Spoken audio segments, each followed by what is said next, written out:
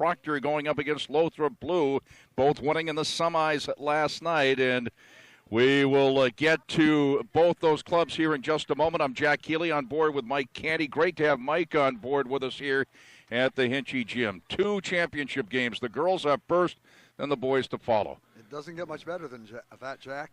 And I want to nickname your show. We're high above courtside with Jack Healy tonight. Yes, we are. And we, of course, have a cast of thousands on Channel 15 here tonight. I'd like to thank Tom Leipold and also Daniel Appelt, Stacy Kent from PEGTV. She's also our camera person. Chris McCormick back at PEGTV.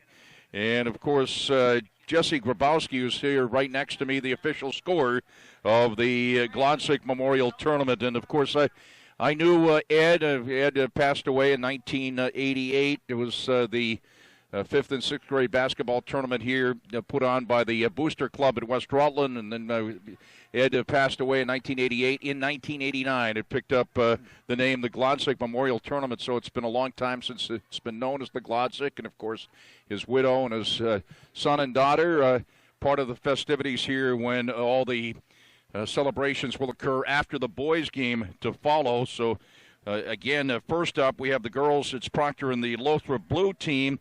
And it'll be Manchester and Rutland Rec Red into the boys' game to follow. We'll wait for the 2 teams to come out onto the court. And John Center is here, public address announcer this year for the Glodzik tournament here for the championship night. And we'll listen into all the activities. They do it up big. Nobody does it better than Mr. Center. That's for sure. PA announcer tonight. Mike Canty, whose brother was a coach here for several of the Glodzik tournaments, the Castleton Club. Right, Jack. In the 70s, I believe his team won a couple of 5th and 6th grade tournaments here in the 70s, mid-70s. Of course, we had an opportunity to talk to the Proctor boys basketball team that won the D4 state championship. Many of the kids in this area that are now juniors and seniors played in the tournament. It goes way back to the 50s. On the girls' side, last night, Lothrop Blue defeated Middlebury 29-14, and Proctor defeated the Brandon Rec Fire by a score of 15-12 to earn the right to play here in the championship game as the fans continue to file in here right before the start of the girls' championship matchup. Lothrop Blue will be the home team. Tammy Blanchard, the coach, Cindy McCarron for Proctor. And Lothrop Blue will be going with number 1, Tiana Gallipo, number 9, Madison Colburn, number 13, Bryn Blanchard, number 15, Marissa Connors, and number 23, Sienna Diesel.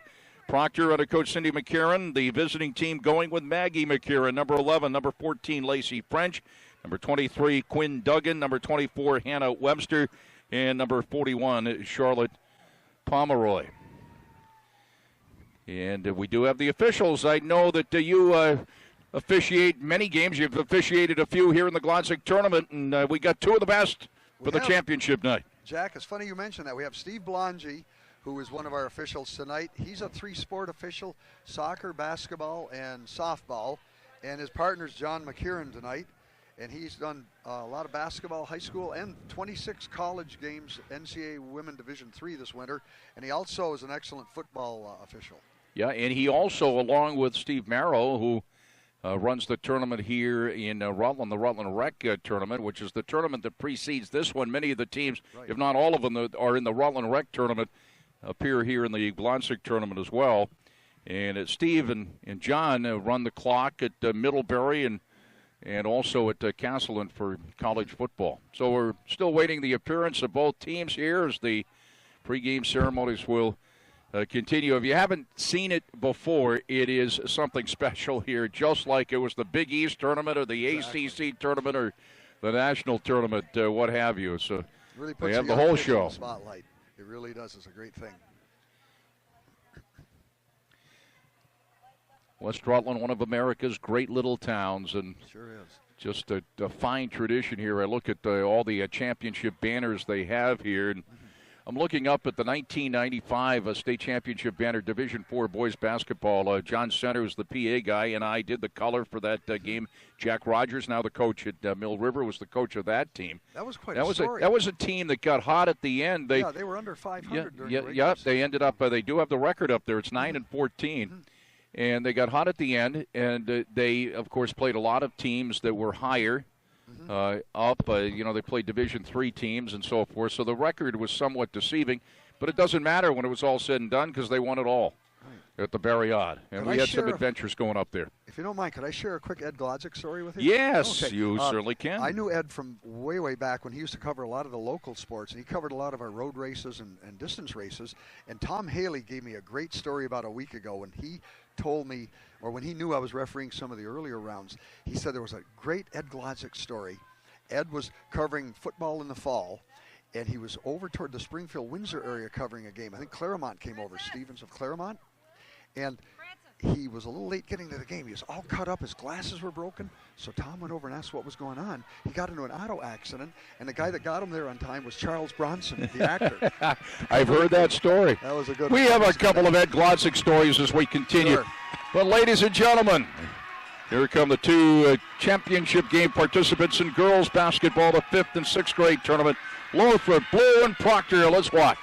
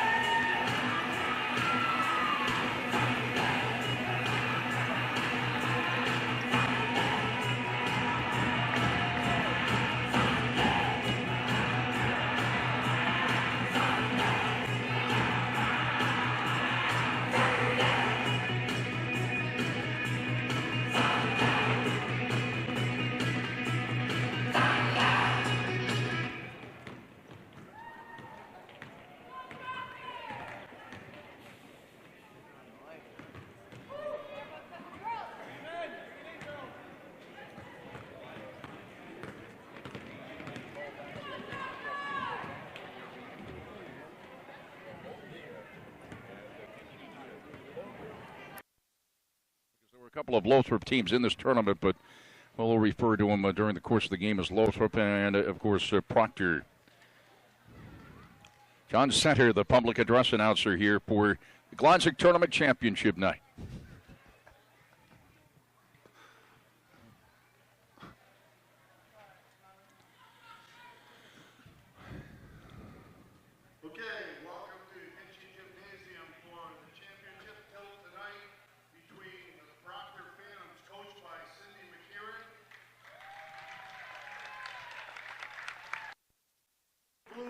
Coached by Tammy Blanchard.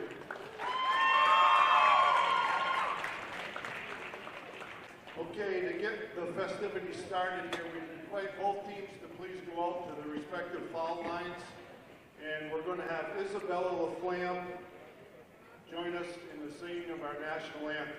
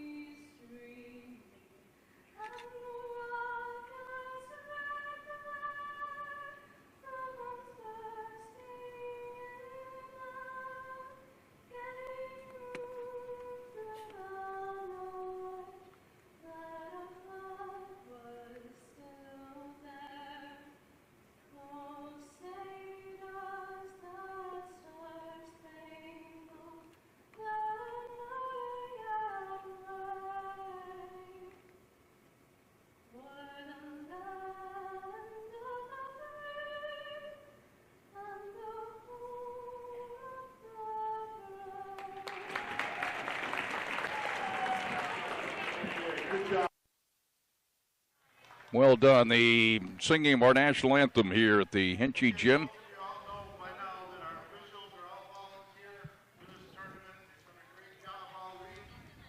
And we'd like to welcome our two officials here this evening, Glodzik and John McKieran. So let's give them a good hand.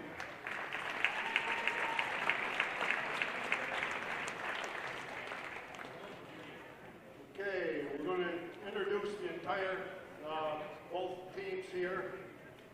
First of all, for Proctor Phantoms, coached by Cindy McKieran. Number 12, Jenna Davin.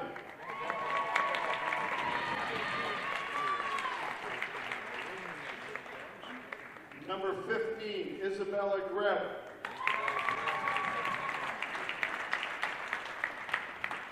And now for your starters for the Phantoms. At guard, number 11, Maggie McKieran. Starting at another guard, number 14, Lacey French. Starting at forward, number 23, Quinn Dugan.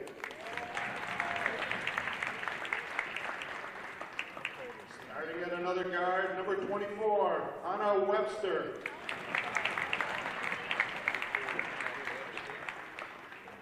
And starting at the other forward, number 41, Charlotte Pomeroy.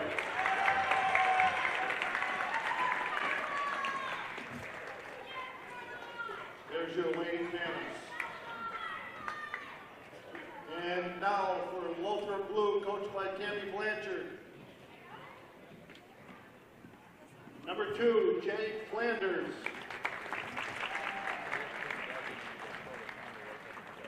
Now starting for Lothrop Blue, at guard, number 1, Tiana Gallipo.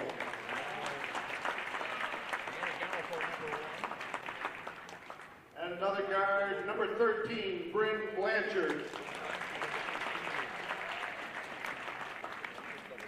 Starting at forward, number 9, Madison Colburn.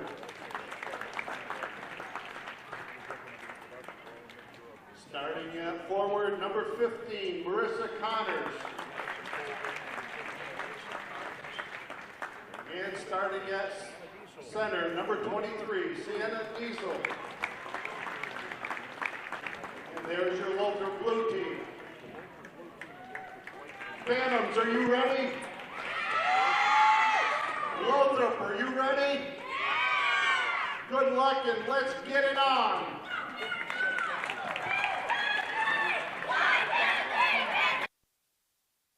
You know, many of the players that were in this tournament when it first started, we'll do the math. It started back in the 50s. And we could drop a lot of names out there, too, that did well in the high school level from this tournament, too. A lot of names that moved up through the ranks. As we look out here in the first half, in the 5th and 6th grade, it is 4 quarters, 6 minutes apiece, and it will be Proctor going left to right as we look out, and Lothrop going right to left.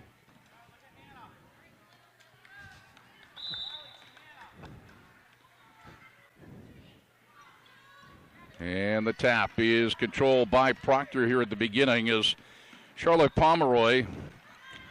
Here's McKieran shot in and out. No good. And the rebound controlled by Gallipo for Lothrop. So Proctor controlled the tap, even though I was about ready to say that Lothrop actually got the tap, but Proctor controlled. And off the miss, here's Gallipo off the pass, and she misses the 12-footer. And Proctor comes down with the rebound. Quinn Duggan, now McKieran with it.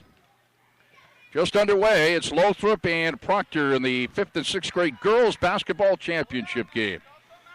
There's people familiar with Abby McKieran, who ended up being the most prolific scorer in girls soccer history in her great career at Proctor, her older sister. But Maggie is going to make her own history, I'm sure, as she puts it up and in, and Proctor takes the 2-0 lead. Back the other way, Sienna Diesel goes coast to coast to the bucket, and she misses. And a battle. Diesel gets her own rebound at the baseline. Here's Gallipo shot no good, and the rebound to McKieran. McKieran starts the break for Proctor. McKieran on Gallipo. Scramble for the basketball, and Diesel comes out of there with it. Gallipo sends it ahead now to Bryn Blanchard, but a steal as Proctor brings it back the other way. Lacey French. And McCarran found Charlotte Pomeroy by herself at the baseline. Couldn't quite hang on. Turnover there. It's going to be Lothrop's basketball. Full court pressure, Jack, by the Lothrop blue team. I'm sorry, by the Proctor team. And Lothrop did break the pressure as Gallipo got it into Connors. And around the rim and in. That ties it at 2. Connors on the bucket for Lothrop. We have 4:18 to go here in the first quarter. McCarran, a little jumper, no good. Rebound fought for. Diesel comes down with it for Lothrop. Sienna Diesel on the outlet to Bryn Blanchard. Lothrop with the basketball in blue. Blanchard all the way to the right side of the lane and right to a teammate who missed. Connors missed, and now the little jumper from the left side is good. Madison Colburn. That puts Lothrop up by a score of 4-2. Lothrop's the home team. Proctor the visiting team here. And for our purposes on the scoreboard, 3:42 to go in the first quarter. Maggie McCarran. Diesel there. Good defense for Lothrop. Sienna Diesel doesn't have the numbers, but roars to the forecourt. High off the glass, no good. And the rebound fought for, and we got a jump ball. And one thing I noticed, I was here for the semis last night for at least 3 of the 4 games. A lot of jump ball, held ball situations in 5th and 6th grade basketball, I noticed. And we got our first one. Right. And here's Lothrop's possession off the possession arrow as Gallipo misses. Gallipo runs down. Somebody got hurt, got poked in the eye. Gallipo for 3. It's no good. And the rebound, Colburn. But somebody got poked in the eye there, and I hope she's okay. It looked like Hannah Webster for Proctor. She's okay. It's going to be Proctor's basketball here. Lothrop Blue is bringing some pressure in the backcourt now, too. Defensive pressure. Karen throws it up and in. Ties it up. Here's Proctor's pressure in the backcourt. So McCarran's got a couple of buckets here, and that tied it at 4 apiece. And we got a traveling violation on Diesel. Proctor's basketball. Proctor in the maroon, Lothrop in the blue. The championship game in girls basketball. Good crowd here at the Hinchy Gym as we look across. 2:50 to go in the first quarter.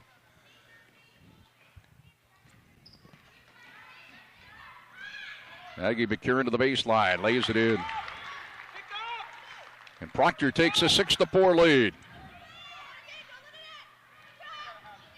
Proctor setting up some full court pressure as Diesel now breaks the pressure as she falls down too hard off the glass. Gallipo runs it down, tosses it out to Blanchard. Blanchard, a little jumper from the right side, misses, and we got a whistle. And a foul on the rebounding action. It's going to go against Proctor, I do believe. Nope, it's going to go against Lothrop. And the foul is on Diesel. The first on Diesel, first on the team. Proctor with a 6-4 lead with 2:18 left here in the first quarter.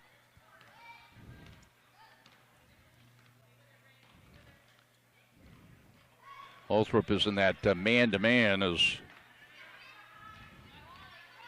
Karen got it back from French. At the baseline, the jumper is no good. That was Pomeroy, and the rebound controlled by Lothrop Blue, and we got a turnover. Actually out of bounds, and it's going to be off Proctor. It's going to be Lothrop's basketball.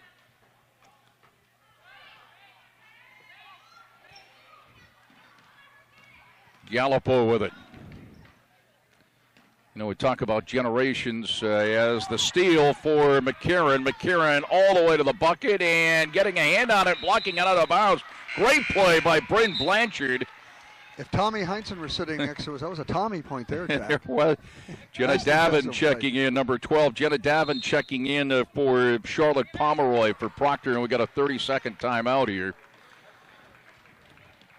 And it's going to be Lothrop. It's 6-4. Proctor has the lead here with 1:40 left here in the first quarter. Jack Healy, Mike Canty on PEGTV channel 15. Well, we have a little break in the action, Jack. We're going by high school rules. The only exception is 3 full timeouts. There's a 10-second count in the backcourt, 5 seconds bringing it in. So it's pretty similar to your high school rules and regulations, too. That was a nice defensive play a minute ago on the... yeah, great defensive play. And, of course, we talk about the generations, older brothers, older sisters played in this game, parents. And Tiana Gallipo, number 1 for Lothrop. Gallipo is a familiar name in the Brandon, Pittsford area for sure. Tim Gallipo's granddaughter, if I'm not mistaken. Yes, it is, Tim Gallipo. And I didn't see him, but I assume he's here. And I'll tell you, it now officially is the 3rd generation of the Gallipo family, because Dietzel almost got tied up. Here's Gallipo right on cue, misses, and the rebound picked up off the floor.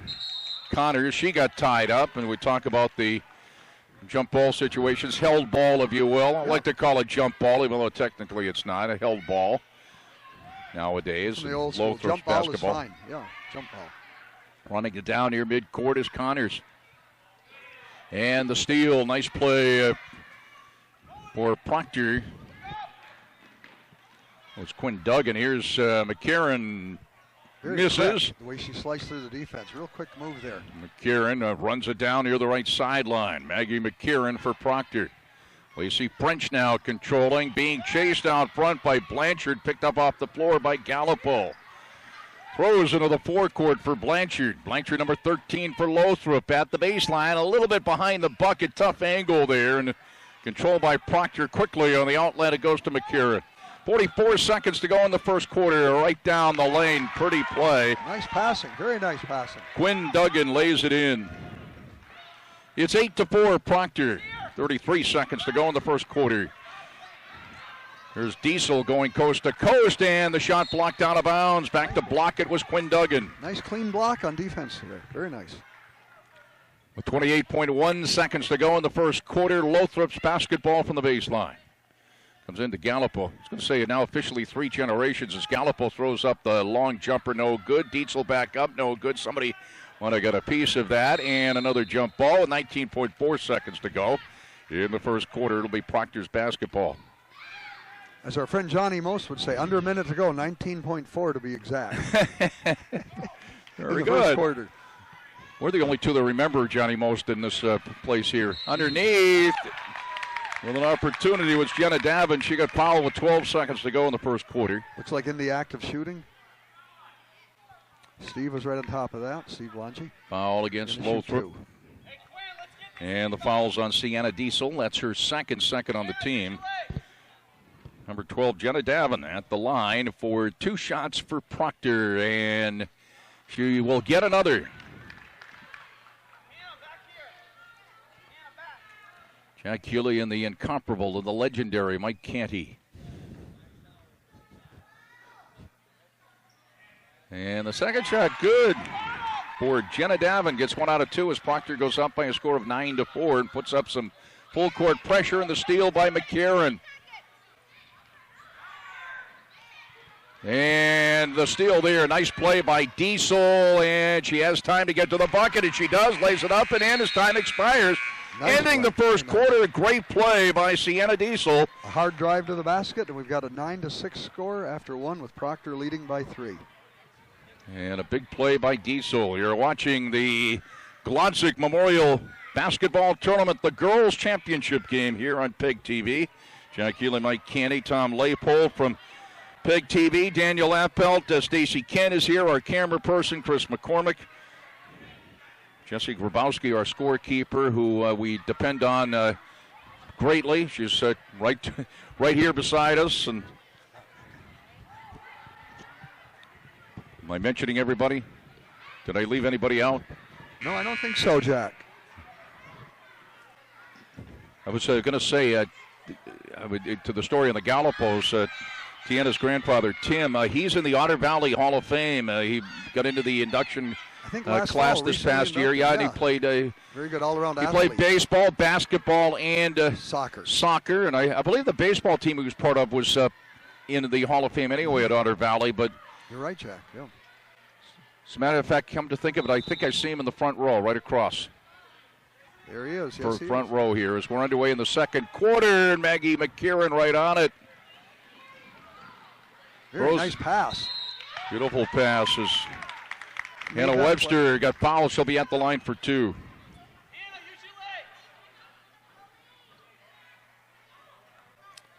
The foul on Lothrop, and that foul is going to be on Madison Colburn.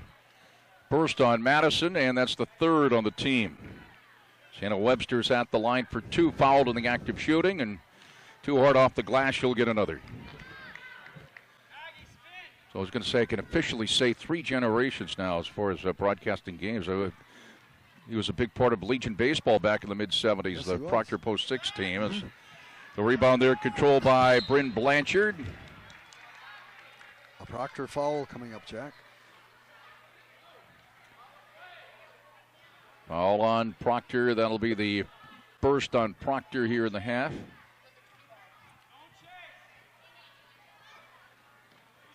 Number 12. Foul was on Jenna Davin. Here's McKieran, and she lays it in. Very quick. Yeah. A lot of quickness there. Very impressive. McKieran doing it defensively and finishing it off on the offensive end as well as Proctor goes up 11-6. And that shot misses from the right wing as taking the shot was Bryn Blanchard. And here comes Proctor again. Maggie McKieran pulls up with a short jumper. Good off the glass. A bank shot reminiscent of Sam Jones, the banker.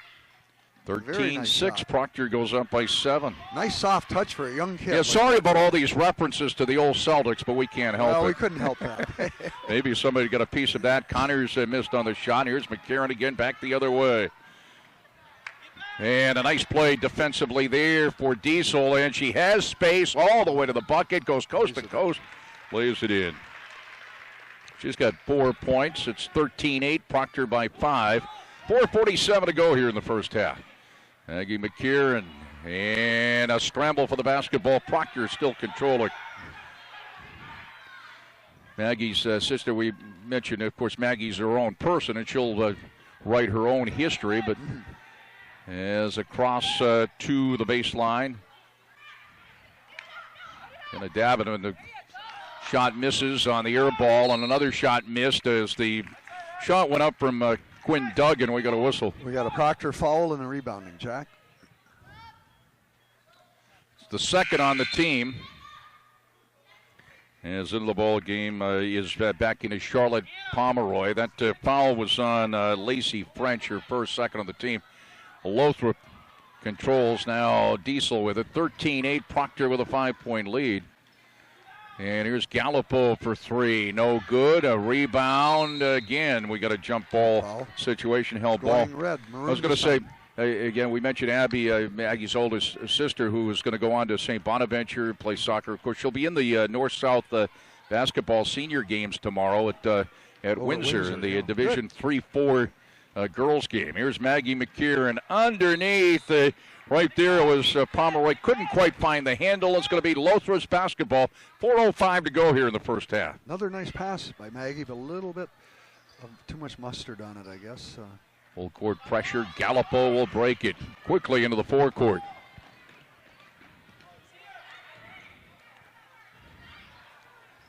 Bryn Blanchard takes the free and drills it. Three-pointer for Bryn Blanchard, and Lothrop coming back. Proctor leads 13-11. First 3 of the game for either team.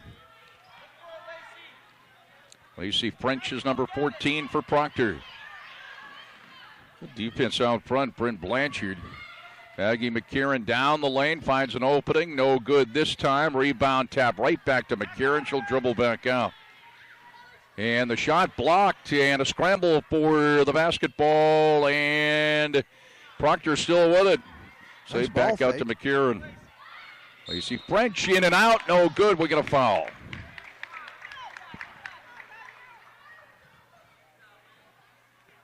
Foul's going to be on Gallipo. That's her first, 4th on the team. Number 14, Lacey French at the line for 2 for Proctor.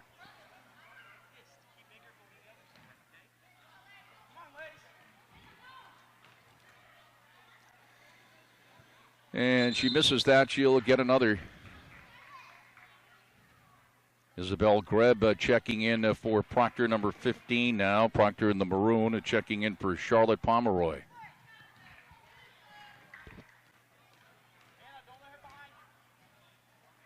Second shot by French is good, and Proctor goes up by a score of 14-11. 3:14 to go in the half. Nothing but net on that last free throw. Nice mechanics on it. Nice release.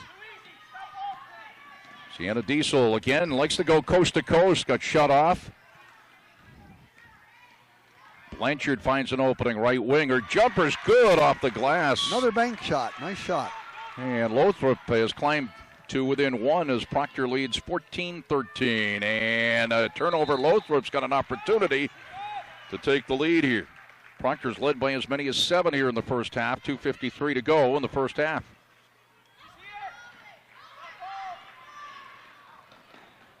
Diesel, the runner, no good, and the rebound on the weak side, picked out of there by Greb. A scramble, though, right back to Gallipo. Gallipo's long jumper is no good, and the rebound is controlled by McKieran. She starts the break for Proctor. McKieran right down the lane, lays it up and in. She went coast to coast. A lot of quickness, Jack. Very nice move. She's got 12 points here in the first half. Maggie McKieran. Proctor goes up 16-13. Diesel double teamed. Back out to Blanchard. And the turnaround is up and good off the glass. Marissa Connors for Lothrop. And almost a steal by Blanchard. It's a 1 point. Proctor leads 16-15. 2:03 to go in the half.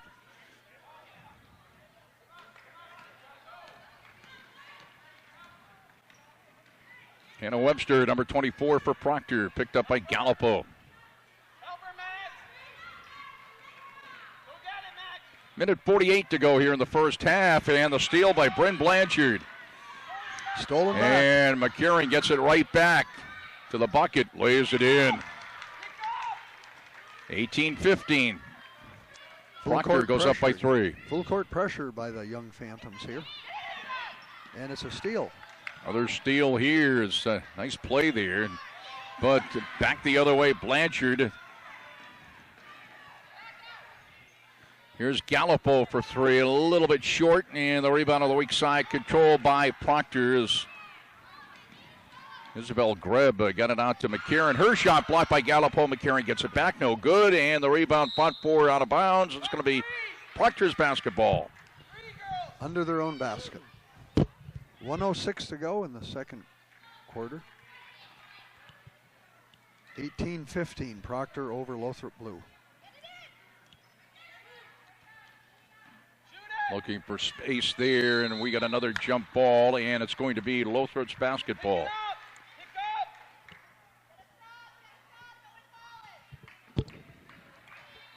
Looks like Marissa Connors made that play happen for Lothrop. But now on the steal the other way, Greb, and she got tied up. 58.4 seconds to go in the half. So now Inbounds under Proctor's basket. Not only does Jessie Grabowski keep score, but she also runs the arrow. And the light bulbs have already had to have been replaced here about 85 times this week. They're burning them out. The AP arrow alternating possession. A foul in the act of shooting. Lacey French again will be going to the line for Proctor. Foul on Lothrop, the 15th foul on Lothrop. It's on Gallipo, her second.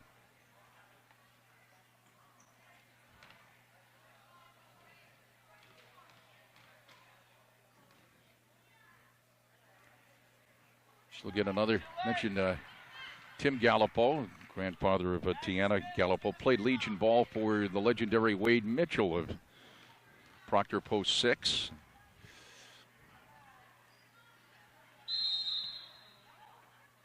What do we have, a lane violation there? Yes, it was, on the left side of the lane. Someone snuck in a little early in the maroon uniform, so it's blue ball. Sienna Diesel. A double team. You know what? Sure. Here's Gallipo. The 3 is no good off the back of the rim, and the rebound off the floor goes to Connors. Back out to Blanchard, and we got a whistle.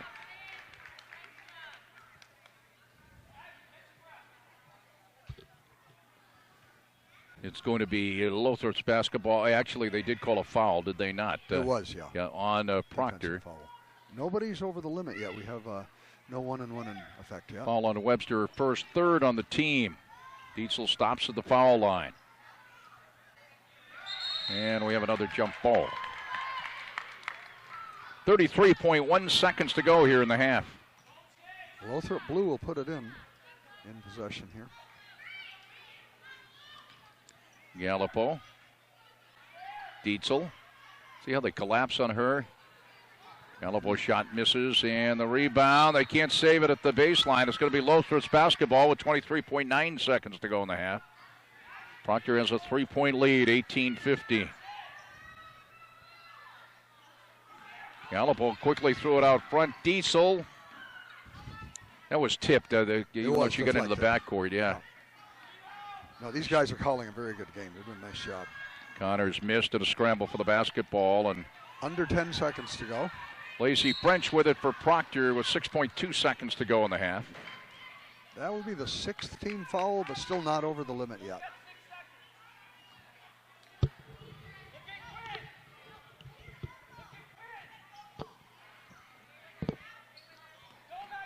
Still time to fling one.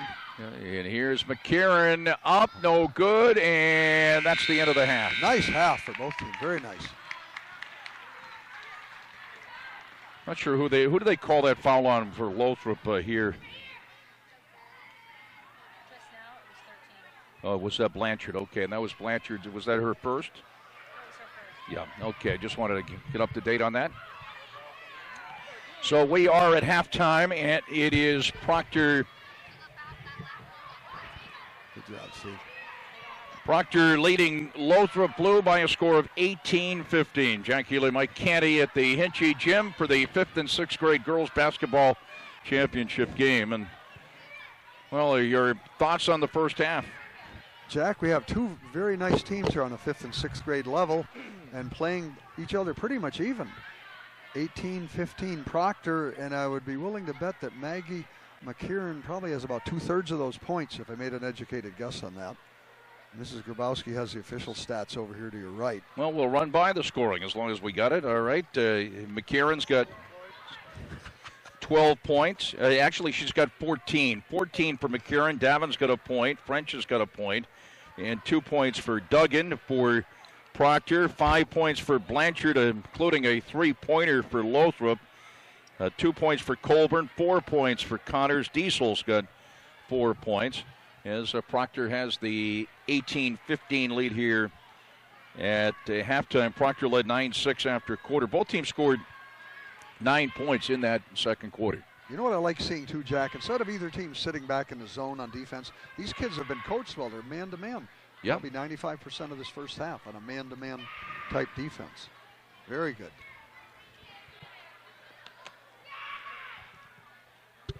Fans starting to pile in here to the Hinchy Gym.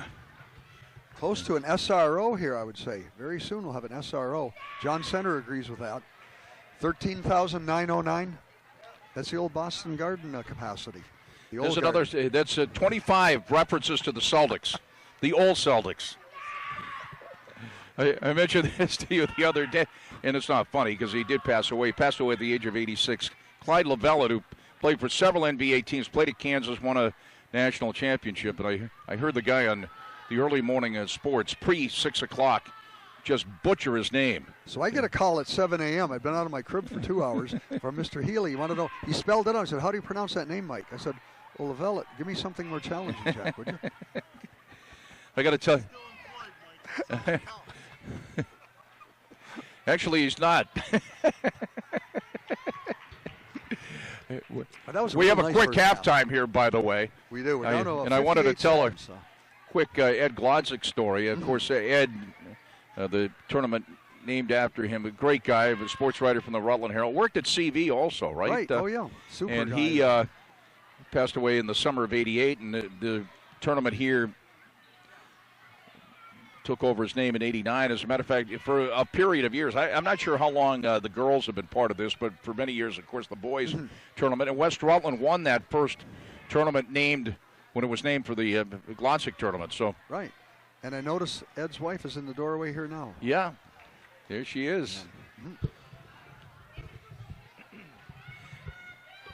I don't know if I have time for the halftime is so quick. I told the story before, but I came to one of the Glodzik tournaments many years ago, and when Ed was here as a spectator, and it was coming up, of course, April Fool's Day a couple of weeks away, and I put together something with Tom Johnson, the West-Rutland boys basketball coach, about West-Rutland getting this 8th grade transfer. It was like 7 feet tall, and there's going to be a lot of pressure on you and all that stuff. And Tom went along with it well, and we used it on the air, and it believe me, it worked. It fooled everybody. You pulled it over Ed too.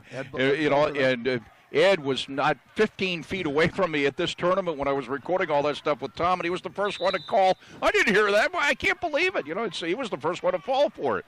Proctor's got the first possession here at midcourt, Jack. And Proctor going right to left here in the second half. Lothrop left to right. Proctor with the 18-15 lead. Proctor in the maroon, Lothrop blue. Nice defense here by blue. Yeah, that's Bryn Blanchard picking up McCarron. She finds a little bit of an opening, and her pass intended for Pomeroy picked off, but now McCarron back the other way as McCarron pulls up with a short jumper. She likes it right there, and it goes out of bounds. It's going to be Lothrop's basketball. Bryn Blanchard, number 13, has played a great game. Bryn Blanchard for Lothrop. Deanna Gallipo, Madison Colburn, Marissa Connor, Sienna Diesel. Proctor's bringing the pressure again, full court here, in the backcourt. Full court pressure. Bryn Blanchard with it for Lothrop. Early going, third quarter. She pulls up for the three, and it's short. And we got a jump ball. And it's going to be Lothrop's basketball. Pittsford's possession. Tammy Blanchard is the coach of Lothrop. Here's Gallipo off the inbounds play. A three-point attempt is no good, and the rebound controlled by Proctor's Webster to Maggie McCarron. Maggie McCarron into the forecourt, picked up by Blanchard. You mentioned the man-to-man. Maggie pulls up at the free throw line. It hits off the glass. And it's 20-15. Proctor has a 5-point lead. If I was quoting Cornbread Maxwell now, I'd say, hoo-wee, that was, Maggie is a Got the ice cream. Shooter. Got the sandwiches.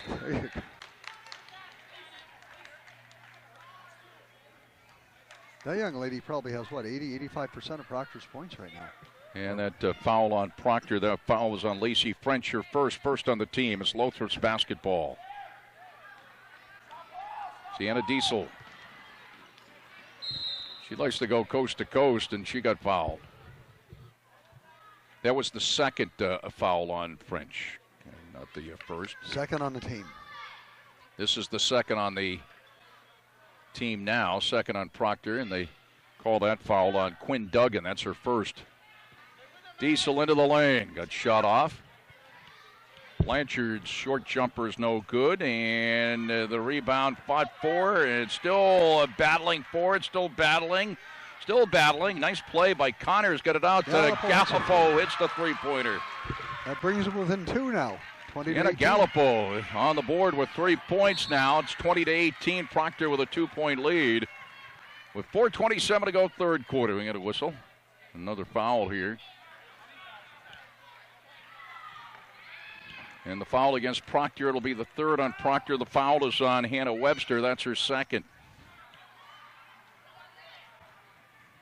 Gallipo pulls up at the baseline. This one misses, and McCarron the rebound, then had it torn away. And nice play there for Lothrop. Blanchard high off the glass, no good, and the rebound of McCarron. She goes coast to coast. Gallipo blocks the shot. Gallipo, he got it back, but then it comes right back to Proctor and the score. That young lady's got a very fast first step when she accelerates by the defense. Pretty amazing stuff here we're seeing. McCarron's got 18. 22-18, a 4-point lead for Proctor, and back and forth we go, and at the center circle.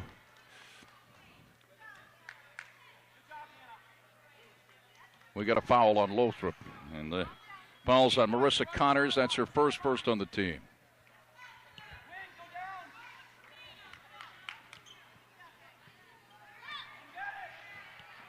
3:47 to go, third quarter. Girls championship game.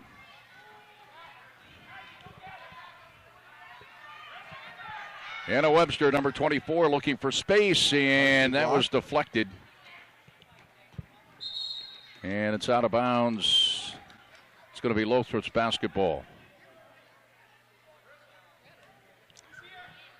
Lothrop hanging around a 5-point Proctor lead. Proctor's led by as many as 7 in the first half. Here's Diesel. All the way to the lane. Short jumper, no good. And the rebound was picked up off the floor by Quinn Duggan, but we got a whistle. She's had a nice game for Pittsburgh. Diesel is not afraid to take it in the paint in heavy traffic and take it to the basket. Quinn Duggan, did they call the foul on her? Yeah, they did. That's her second. 4 on the team. As coming out of the game is Pomeroy, and in is Jenna Davin for Proctor. That was an air ball. Came down to Diesel, and she misses, and we got a whistle in the rebounding action. A Lothrop foul. Foul on Lothrop is the second on the team. 23 blue.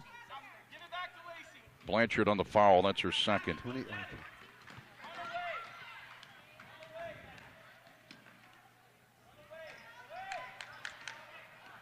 Maggie McCarron picked up by Gallipo. 3:09 to go in the third quarter. McCarron pulls up and had it stolen away by Connors, and here's Gallipo now. Has Blanchard with her. She goes to Blanchard. Blanchard runs it down near the baseline and pumps it up no good. And the rebound is, well, eventually goes out of bounds. It'll be Lothrop's basketball. Proctor has a 4-point lead. Still anybody's game, Jack. 2:52 left in the third quarter. Full control by Lothrop. Colburn managed to save it. Gallipo tries another 3. Goldberg back out to Gallipo. Tries another 3, and it's run down on the weak side by Hannah Webster. Karen couldn't control. It'll be Lothrop's basketball.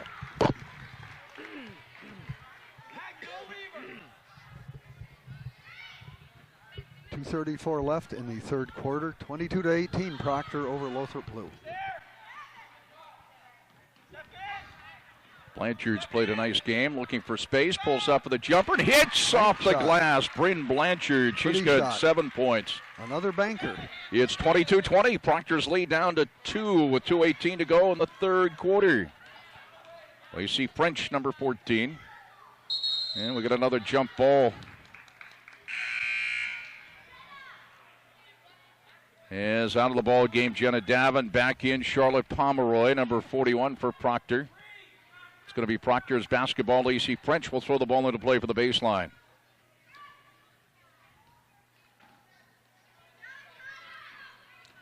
Try to force it in there to Duggan, knocked out of bounds.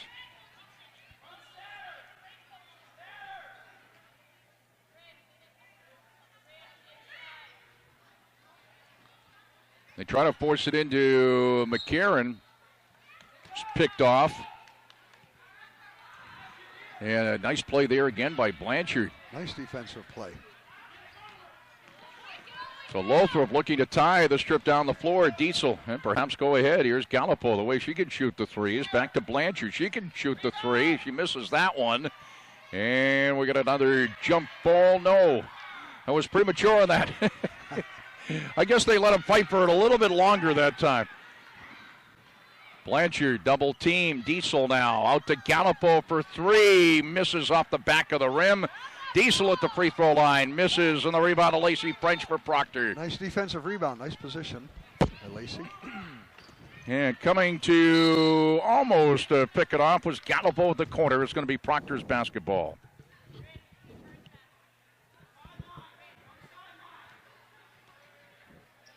You're probably looking at some of Otter Valley's future right there with this young gal. Yeah, She's yes. Very, very good. And we got a foul. It's Quinn Duggan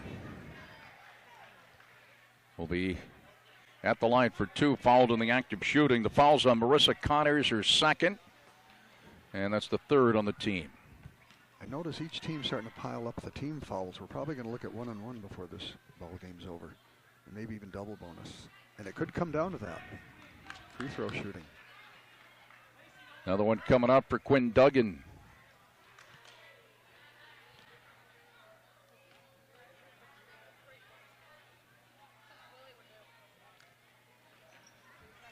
Gets her own rebound, too hard off the glass. Again, underneath, and she drops it off for McCarron. No good. The rebound fought for, and Gallipo runs it down, looking to tie it to the bucket, lays it up. No good. Rebound to Lacey French. Now McCarron with it. McCarron in the open floor. Pass. Duggan lays it in. Very nice fast break for 5th and 6th grade level. So a quick 4-point turnaround. Looked like Lothrop was going to tie it. Now Proctor goes up by 4, 24-20. Here's Gallipo for 3. No good. Weak side rebound, goes out of bounds with 50 seconds to go in the that third last quarter. fast break on the Proctor end reminded me of the 60s, watching a Celtic fast break. The ball hardly touched the court. That's why we have them here for those old Celtic references. Blanchard for 3, straight on, an air ball, and it's going to be, unless somebody tipped it, it's going to be Proctor's basketball. 42.3 seconds to go here in the third quarter, and Proctor has a 24-20 lead.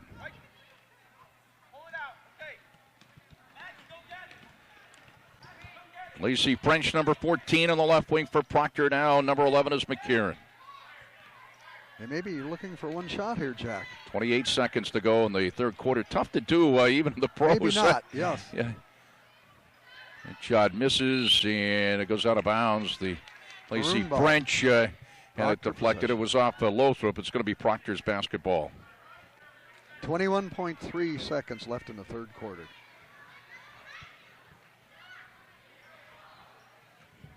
Dumped it down low. Another opportunity for Nice French. block. Tip back out to Duggan, who had the initial shot. French lost it. It was knocked away. It might have been blocked, and now Lothrop with it. 7 seconds to go in the third quarter. Here now is Diesel. Diesel now, the runner, no good, and no shot can be taken by Connors as time expires, ending the third quarter. 6 minutes ago, 6 minutes to crowning a champion. Here as we are played 3, and after 3 our score, Proctor 24 and Lothrop Blue 20, and that was a 6-5 quarter. Proctor outscoring Lothrop 6-5 in the third quarter. 6 minutes to go in the ball game here to determine the girls champion at the Glodzik tournament. The 57th annual one, to be exact. And Jack, it's always a pleasure working with you, even though this is my first trip as a rookie on the commentary. It's interesting to see how the master cylinder works there. Well, it's a good time. This job beats work, doesn't it? And it's a good thing because you're being paid the big bucks. You are. That's right. And we have a Lothrop Blue possession to start the fourth quarter. 24-20, Proctor over Lothrop at this point.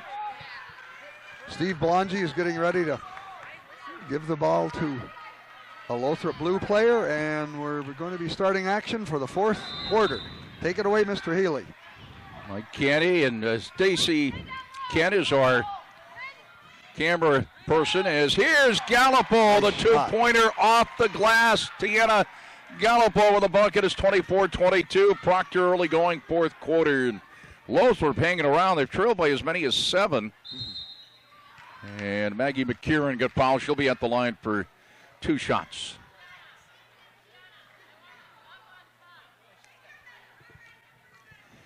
And that foul is on Gallipo. That's her third. Okay.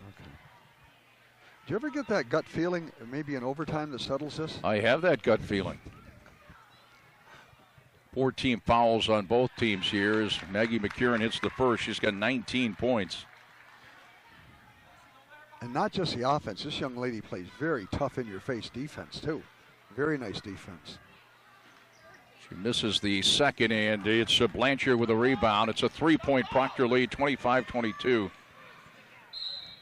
And we got a foul against Proctor. I believe it's on French. It'll be the 5th on the team. Lacey French on the foul, her third. Gallipo to the corner, fires the three. No, and Proctor controls.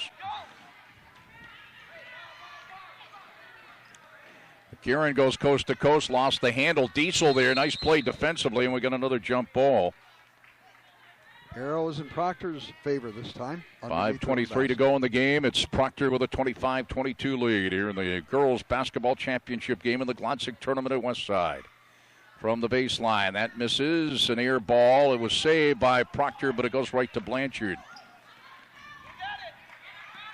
Nice defensive play by Maggie. And here comes Proctor back the other way off the steal. Here's McCarron in the lane, no good. Rebound back up, no good, and the rebound is controlled by Lothrop.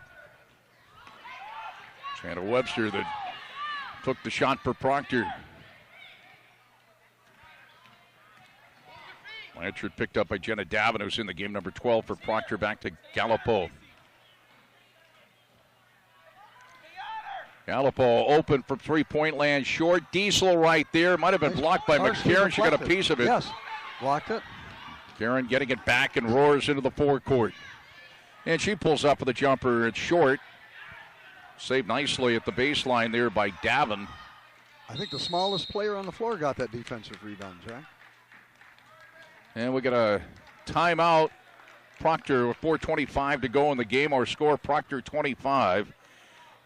I'll tell you, and Lothrop 22. The standing room only crowd is really getting their money's worth on this first game of the doubleheader, the girls' championship division in the Glodzik Memorial Tournament. And it's all live on PEGTV channel 15. Manchester, Rutland Rec Red will meet in the championship game.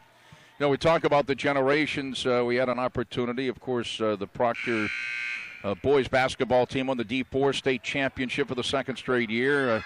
Another McCarron on that team, Gannon McCarron, Maggie's older brother, and Jake Eaton, the coach, and Jake coached many of those same guys in the 5th and 6th grade here. And Jake himself played in the... I was going to say, if we're not mistaken, Jake, Adam Greeno, some of these names that were very good high school athletes in basketball.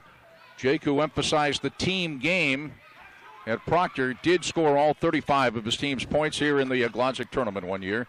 Something like that. I asked him that on the air, but... he said, I can't do that. This is a team game. Then he told me off the air. Said I didn't want to sound like I was a ball hog or something. That was a good call by Steve Blanche. A little moving screen, illegal screen. So it'll be Lothrop Blues ball coming in.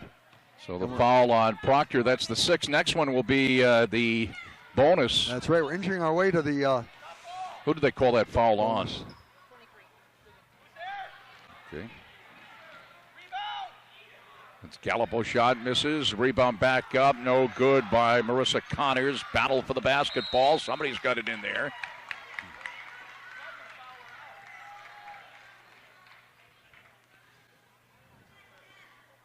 So that foul on Proctor was on Duggan before. It's on the floor, so it'll be possession underneath. No, this is the 1-and-1. This is also on Proctor over the limit. Yep, 1-and-1. So she'll be shooting a 1-and-1, Jack. Marissa Connors at the line. Who'd they call that one on? That was on Duggan also. Is she out? Yeah, she has just fouled out of the ball game. Quinn Duggan with her 5th foul.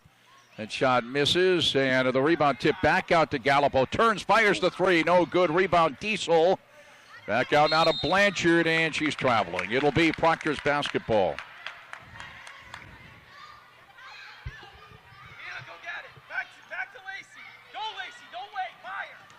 3:45 to go in the game.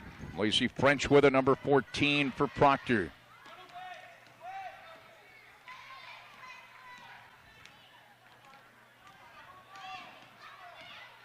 McCarron to the free throw line. No good. Diesel the rebound. Goes coast to coast virtually. Gallipo again. Pulls it back out for Bryn Blanchard. And the little jumper right side is no good by Connors.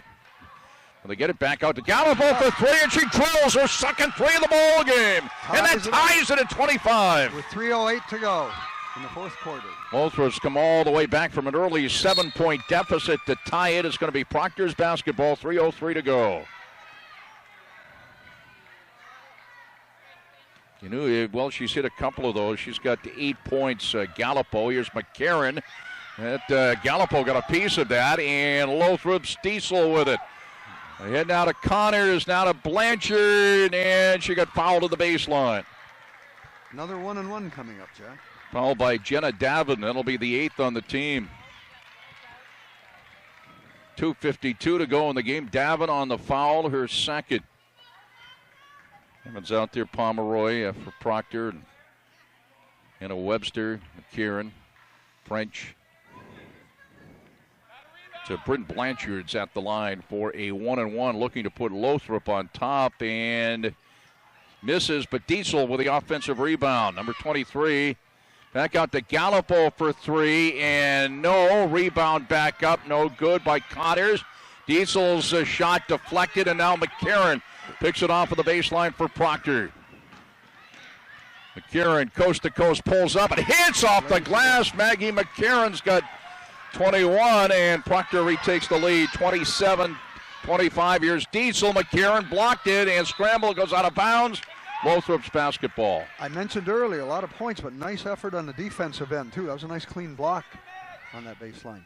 Very nice. The boys are going to have a tough act to follow in that second game.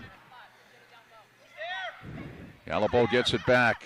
Here's Blanchard for 3. No good. And the weak side rebound controlled by Lothrop, but the shot misses. 2-point Proctor lead with 2 minutes to go in the game. Lothrop has a couple of fouls to give here. Of course, Proctor over the limit. Good point, Jack. They do have 2 to spare on the team fouls. Karen picked up by Diesel near the corner. Double team now, timeout. Proctor, a minute 39 to go in the game. And Proctor has a 27-25 lead.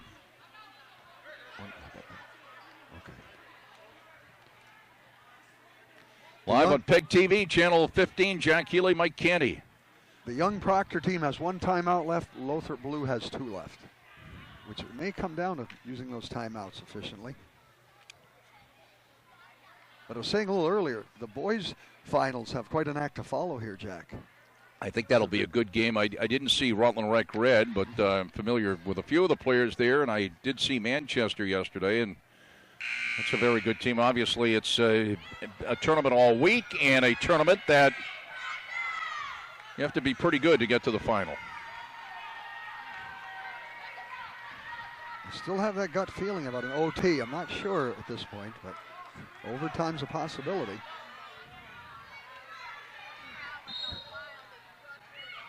Proctor's basketball. Proctor with the lead by 2, and we got a foul.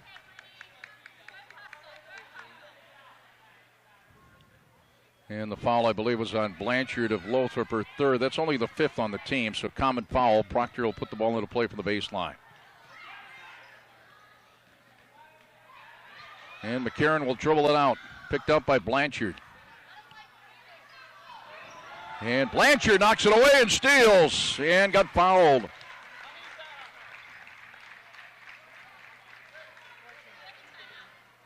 Lacey French on the foul for Proctor. It's the 9th on the team. This will be a 1-and-1. The next one will be a double bonus. That's 4 on French. Again, Duggan has already fouled out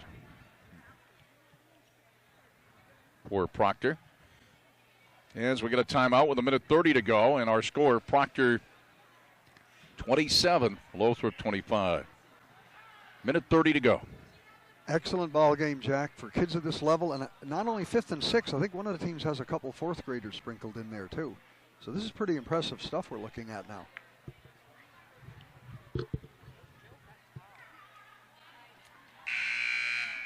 And our colleagues, John McCarron and Steve Blonge, have done a fine job officiating this first game. So she'll be shooting a 1-and-1 now. They're 1 foul away from the double bonus. Blanchard's at the line with 7 points for Lothrop.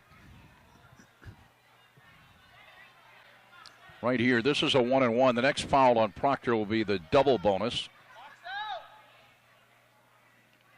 And she hits the first off the glass. That cuts Proctor's lead to 27-26. A 1-point Proctor lead.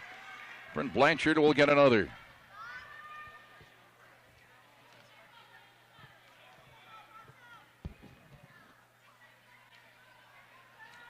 She misses that one. McCarron the rebound, and might have been a violation there anyway. Didn't hit the side of the rim. Oh, that's right. Yep. Yeah, it didn't hit the rim. That was a good call. Steve was right on top of that. Full court pressure for Lothrop, a 1-point Proctor lead, 27-26, and jump ball, Lothrop's basketball. Blanchard will throw the ball into play from the baseline. Lothrop looking to take the lead. Gallipo getting back, the long three, it's short, and the rebound fought for. They're on the floor, goes out of bounds. Lothrop's basketball, 1:17 to go. Have to give young Miss McCarron a Tommy point on that. She hit the floor going for that ball, hit it hard, but she's a tough little ball player. Comes into Gallipo, dribbles toward the corner. Bryn Blanchard now, back to Gallipo, pitch and catch. Running it down was Colburn. Gallipo got it back to Blanchard. A minute to go in the game, a 1-point Proctor lead. Gallipo.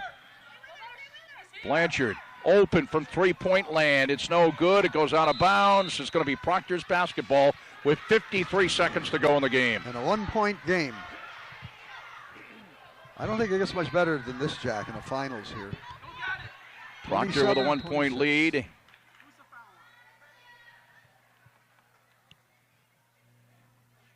And we do have a foul. Now the blue team is one team foul away from the bonus now, too, with a 1-and-1. Yeah, that's 6 on Lothrop. Who'd they call that? Are they calling a Blanchard? That's her 4th. And the pass quickly ahead here now, and a steal. Gallipo turning and firing up and missing was Connors. And we got a timeout, Proctor. With 42.9 seconds to go, our score, Proctor 27, Lothrop 26. And the Proctor coaching staff just used their last timeout. All right, that's no timeouts left for Proctor. And again, Quinn Duggan is fouled out. 4 fouls on Bryn Blanchard from Lothrop. And we have 42.9 seconds to go in the game, the championship game here in girls basketball, the 57th Glodzik tournament at West-Rutland. And it may boil down to something from the free throw line. The next foul on Proctor, Lothrop Blue will be shooting 2. And the next foul on Lothrop Blue, Proctor will be shooting a 1-and-1. And here we go, the last 42.9 seconds of regulation. It is going to be Proctor's basketball with a 1-point lead, 27-26. Proctor's basketball in the backcourt, full court pressure. McCarron with it. Quickly into the forecourt. And she'll pull it back out. Smart play. French with it now. 33 seconds to go. McCarron at the sideline. Picked up by Blanchard. She's got the 4 fouls. Milking the clock a little bit here. And we have a collision. A couple of players have been shaken up here. That was a hard collision off a screen. We have 24.6 seconds to go in the game. Oh, boy. I hope they are. There was a strong collision there, and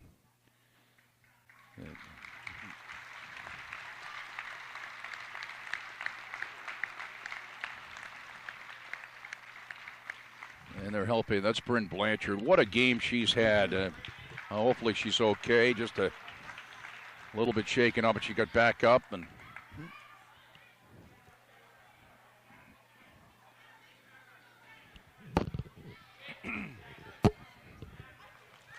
She's coming out. Jade Blandier is coming at number 2 for Lothrop for Blanchard.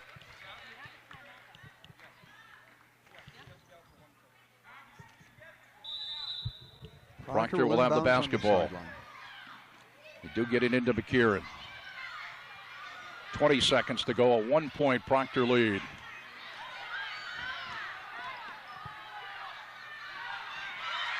And Diesel on the steal all the way to the bucket. Puts it up, around the rim, no good. Rebound McCarron.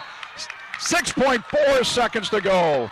And she'll be shooting a 1-and-1 now because the blue team is over the limit.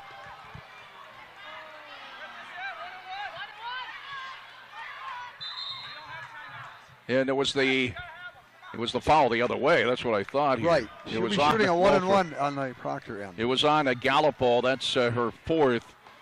And McCarron will be at the line for a 1-and-1 for Proctor. It's 6.4 seconds to go in the game.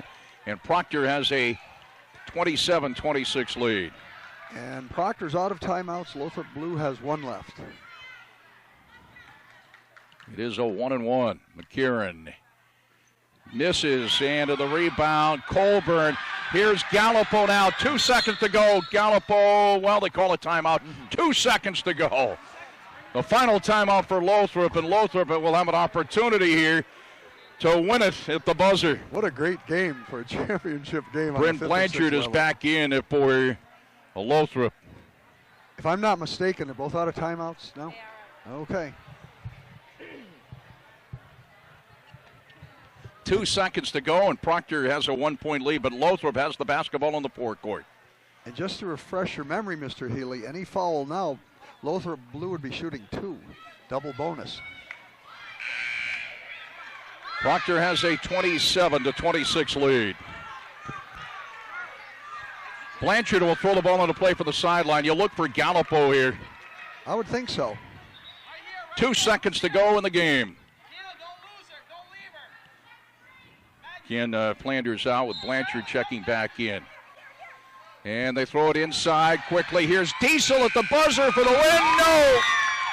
And Proctor has won it. 27-26. What an outstanding game here.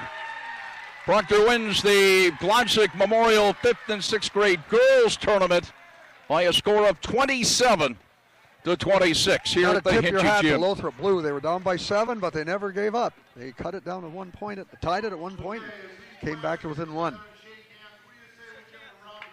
And let's watch the post-game activities here at the Hinchy Gym. We'll listen in here on PEGTV Channel 15, live in the Rutland area.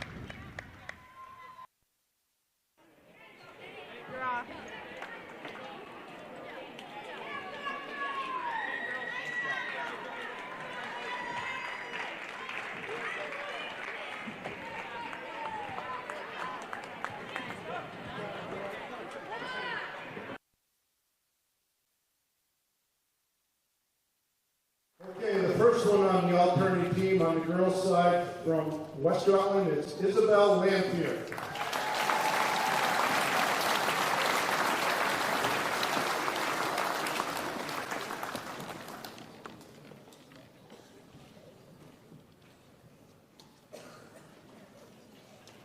Next one from Proctor, Quinn Dugan.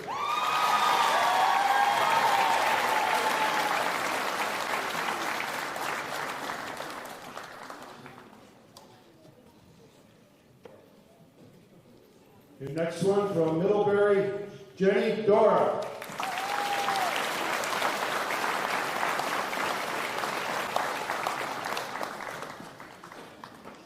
From Meadowy, Taylor Amaral.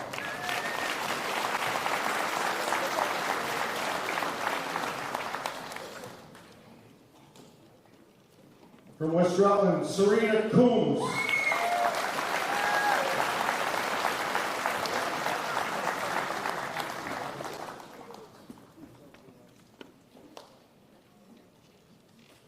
From Lothrop Blue, Tiana Gallipol.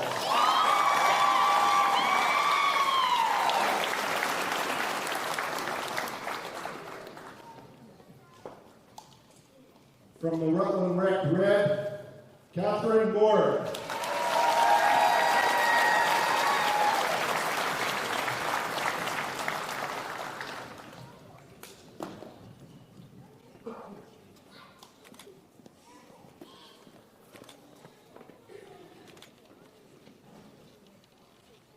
From the Brandon Red Fire, Brittany Harvey.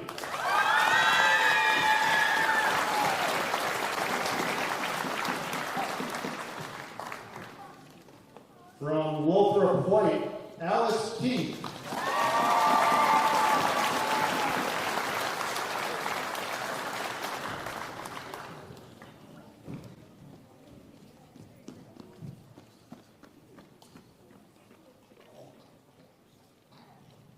And last but not least, from Lothrop Blue, Sienna Diesel.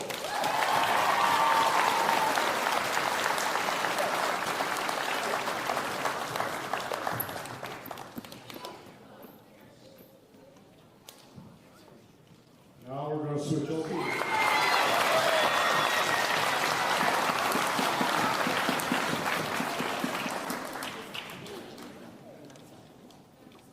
Carrying it down a little further, we have the boys and the girls MVP, sponsored again by Triple Threat.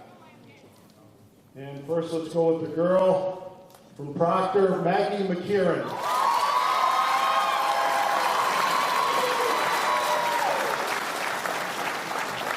Come on up, Maggie.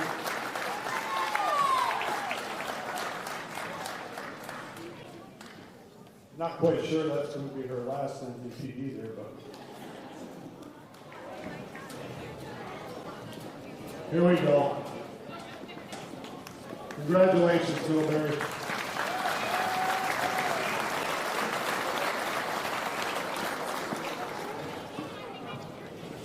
Third place on the girls' side in the Glodzik tourney goes to Brandon Wreck Fire.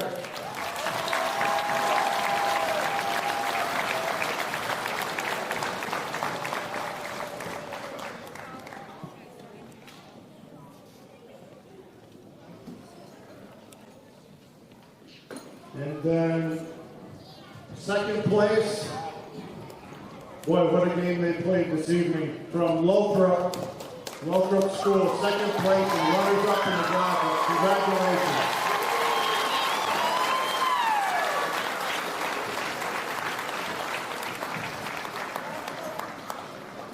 Coach, you can come up as well.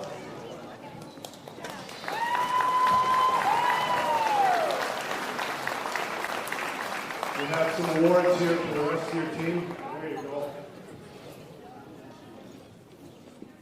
Congratulations on a great job.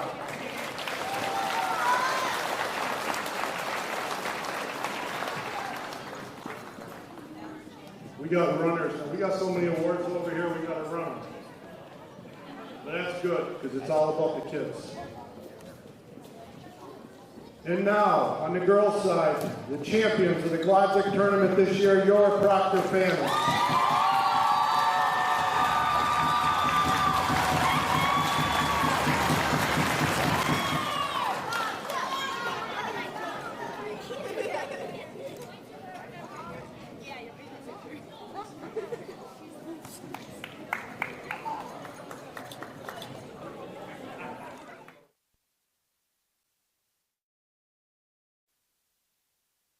Hello, everybody, and we're back at the Hinchy Gym live on PEGTV Channel 15. It's the boys' championship game, 5th and 6th grade Glodzik Memorial basketball tournament here at West-Rutland. And we'll watch here as the two championship game contenders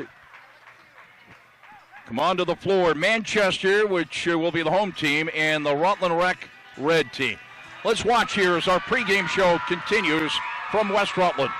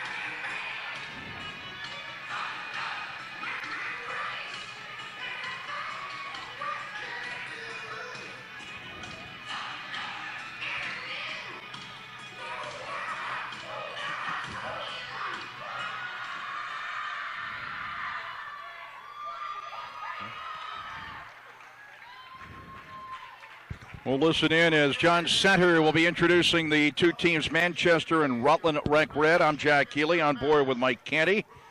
The 57th annual Glodzik Memorial Basketball Tournament here at the Hinchy Gym in West Rutland. And Jack.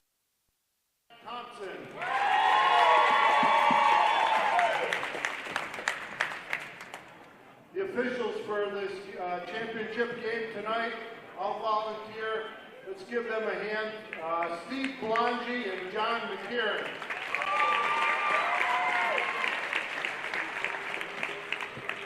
Okay, first of all, for the Rutland Red team, number 4, Colby Mead.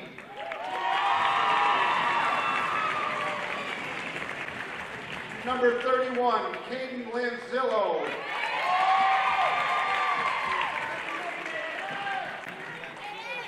Number 43, Liam Maven.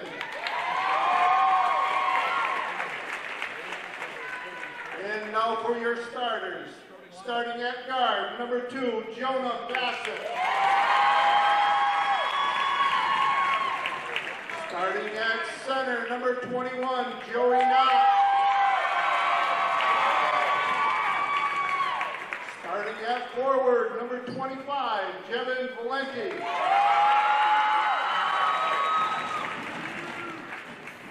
Starting at guard, number 30, Owen Trainer.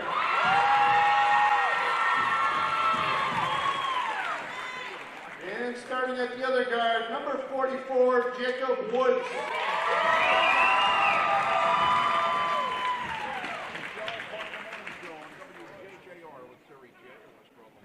Okay, now for the Manchester squad.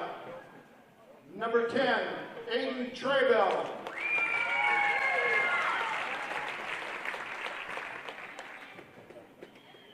Number 21, Benjamin Ario. Number 24, Jacob Leary. Number 33, Joseph Willett.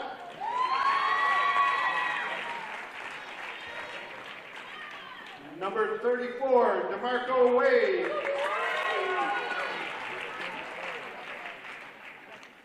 And now for your starters. At forward, number 13, Will Morrow. Starting at guard, number 20, Dominic Dorita.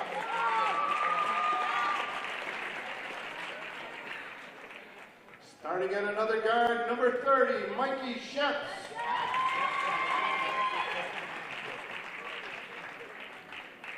Starting at guard, number 23, Maddox Matthews.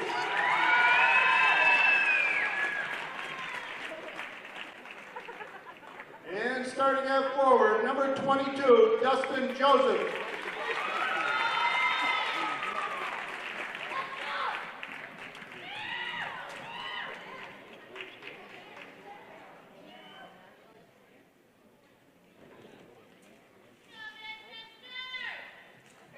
Okay, now we're going to have Isabella LaFlamme sing our national anthem.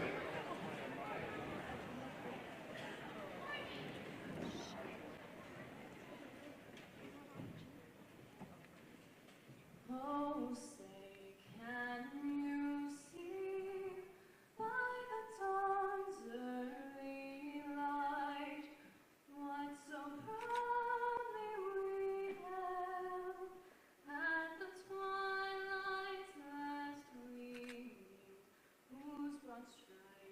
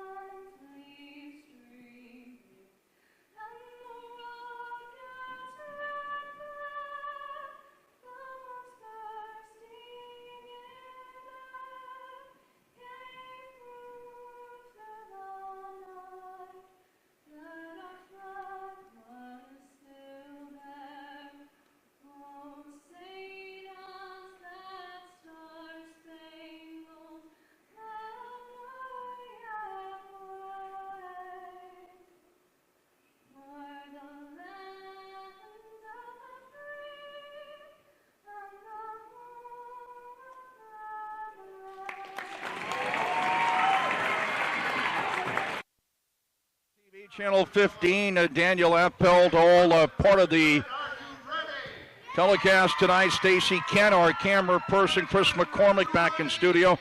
Jesse Grabowski is the scorekeeper here, really helping us out. And Diane Johnson, of course, the head of the West-Rutland Boosters. The Boosters she's a workhorse. All do support this for sure. And, of course, we'll have all the activities after the boys' game and include the girls' game as well. Proctor defeating Lothrop. And just a lowdown on our two officials, Jack. We have John McKieran, high school official and football in high school. Also does NCAA Division III women's basketball. And Steve Blongy, soccer, basketball, and softball official. Manchester here in the first half going right to left. Manchester's the home team, and it's Rutland Rec red going left to right. Rutland in the black and red trimmed in gold, Manchester in the blue. And off the bat, Manchester will have possession. This is Dominic DeRita, number 20. Picked up off the man-to-man by number 2, Jonah Bassett. We saw the man-to-man a lot in the girls' game as they try to send that into Will Morrell out of bounds. Rutland's basketball. Mentioned that number 30, Owen Trainer, his dad Nate, has done a lot of the play-by-play on PEGTV, done an excellent job this week. And right on cue, Trainer for 3, misses on the weak side rebound to Morrell. This is Matthews. Joseph, the runner in the lane, and it puts it up and in. Dustin nice Joseph. Fast break. Very nice. And Manchester takes the 2-0 lead. Manchester coached by Zach Thompson. Chris Charbonneau's the head coach of Rutland Rec red. Here's Woods from the right wing for 3, and no, and Matthews on the weak side rebound.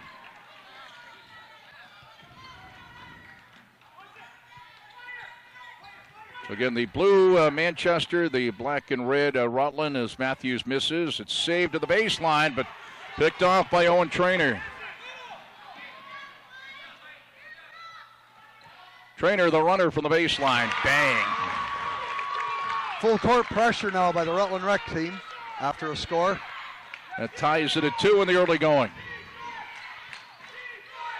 And nice out of nowhere to block the shot out of bounds was Valenti. Nice defensive play. Was very that nice. Valenti 21? Also a knot was there. Valenti's number 25. Here's the shot from the corner, no good, but the weak side rebound. That shot is blocked by Valenti out of bounds, and he salutes the crowd. They've been watching a lot of ESPN. NBA.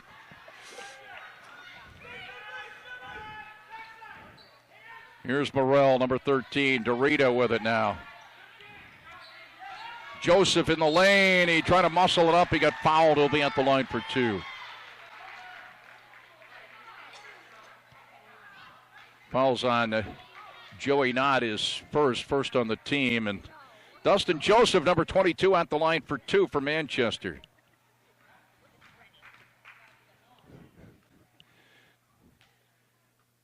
He'll get another. Tied at 2 with 4:24 to go first quarter. As you know, there are 6-minute quarters in this level basketball. Missed them both, and the rebound off the floor goes to Valenti. Fires ahead to Bassett. Jonah Bassett's dad, Jonah, senior. Great athlete at Rutland High. Down low and missing right there. Again, the follow-up no good. Missing down low was not Valenti's follow-up no good. And here comes Matthews the other way for Manchester. Yeah, Jonah played football at Rutland in the early 90s. Shot from the left wing. Sheps tried the 3 and missed. And here comes Rutland back the other way. Trainer saved it out to Bassett. Looks like Manchester's in the zone here. They started the game, but then they matched up, Jack, off that zone, it looked like. Off the miss, Manchester controls. We're tied at 2 with 3:30 to go in the first quarter. Joseph at the free throw line. Missed, and the rebound off the floor to Jevon Valenti.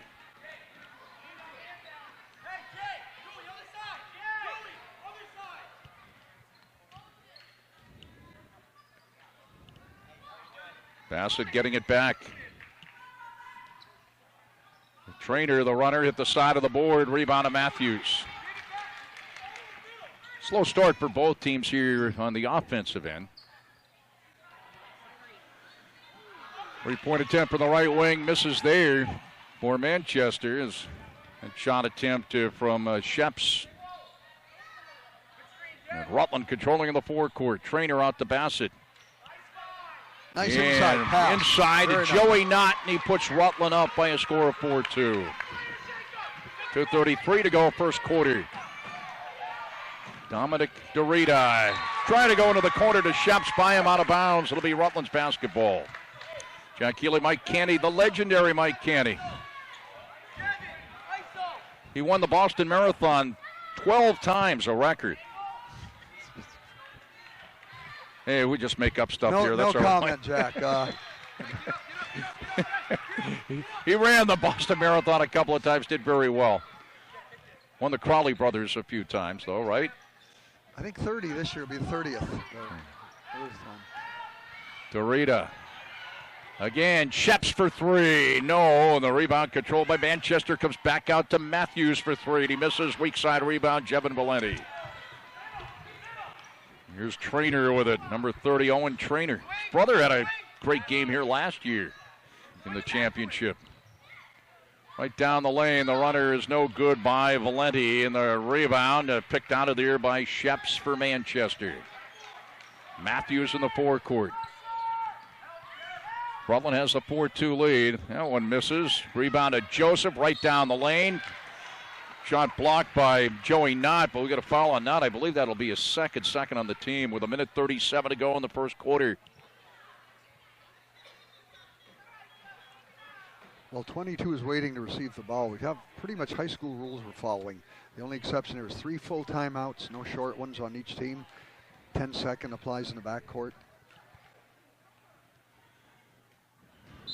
Dustin Joseph will get another couple of substitutions in. Benjamin Ario for Manchester. Caden Lanzillo is in. And also the 5-second closely guarded call is in effect, and 5 seconds taking it inbounds too, not out of bounds. Lanzillo in for Rutland. Another player checked in. We'll get to that player here in a second. Joseph hits that one. The other player that checked in was Liam Nabin.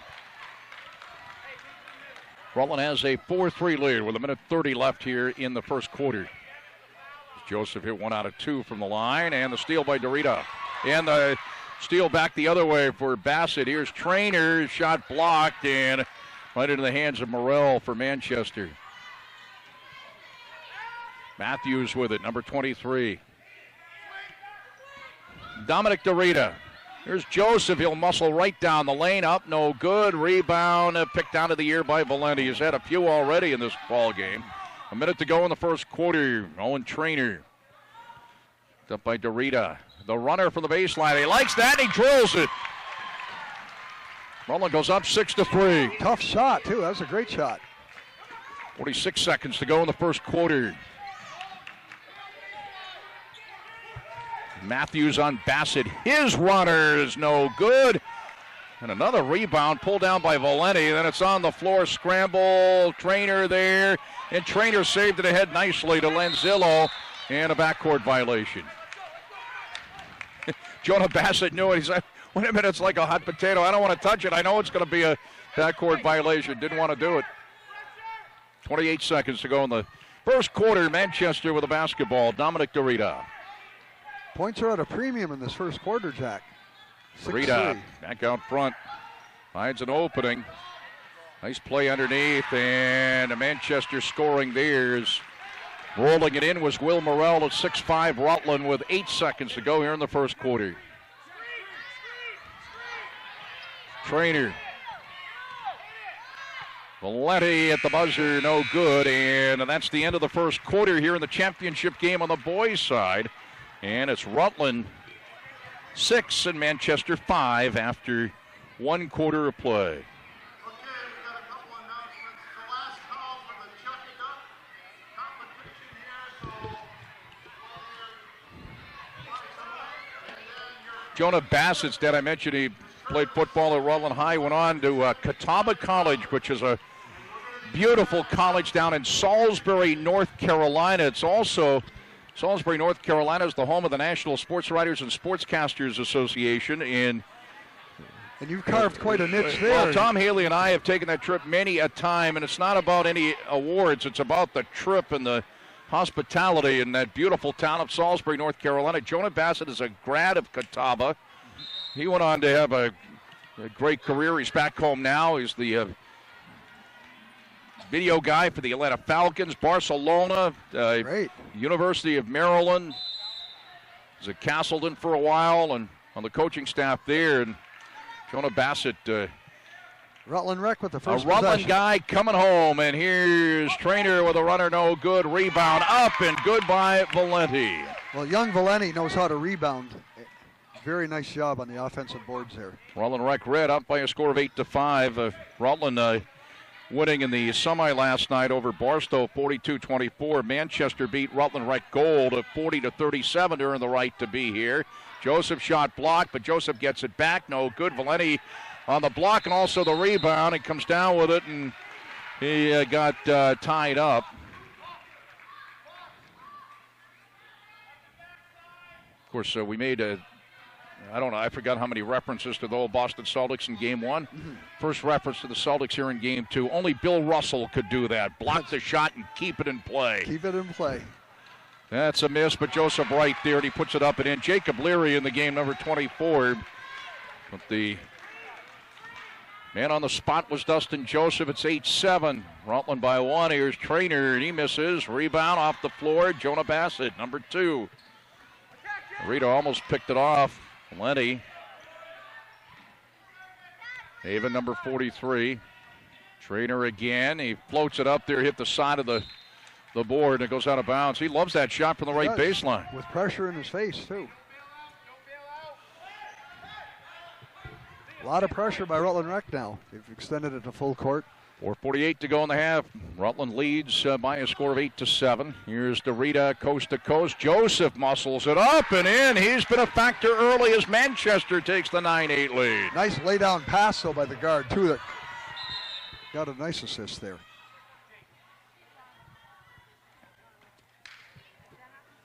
Little tennis ball out on the court. Little interruption. Jacob Woods checking back in for Rutland, number 44. He checks in for Caden Lanzillo. It's Rutland's basketball.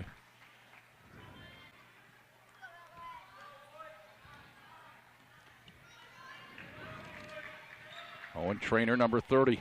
Picked up by Matthews. Right down the lane. He puts it up, no good, and the rebound tapped out of bounds. Manchester's basketball with 4:22 to go in the half.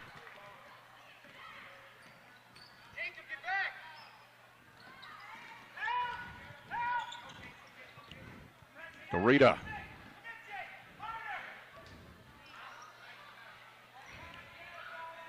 DeRita out near midcourt. Here's Joseph. He goes right down the lane, and he puts it up and in. My, oh my, has he been a factor. He got fouled. He's got an opportunity for a three-point play. Manchester goes up 11-8. And the foul is going to be on Liam Navin. That's his first, third on Rutland. I don't know if we can get a shot, Stacy, of the Manchester coach. I've been watching him for a couple of years now. He is a character, I'll tell you that. He's a piece of work. Couple of opportunities. Matthews on the offensive board, up no good, and the rebound pulled down by Valenti. He's got a different outfit every night, by the way, if you ever noticed. I've been watching him for about 6 years. That's a miss by Valenti. Joseph came out of there and is called for the foul. Did I say foul? I should say he was traveling. So traveling violation. Yeah, I beg your pardon. It's going to be Rutland's basketball from the baseline. Trainer going to work on Matthews. That should be a great matchup all night long here. Bassett, little guy. Valenti puts it up, no good. And the rebound, Valenti punches it out, but DeRita runs it down. DeRita on Bassett to the bucket. He lays it in. Nice hard drive to the basket. Very aggressive. And nice defense there, too. And Manchester takes a 5-point lead, 13-8 with 3:18 to go here in the first half. Valenti lines up the three from the corner. Woods on the weak side rebound. And he's traveling. It's Manchester's basketball. And Zach Thompson is the Manchester coach.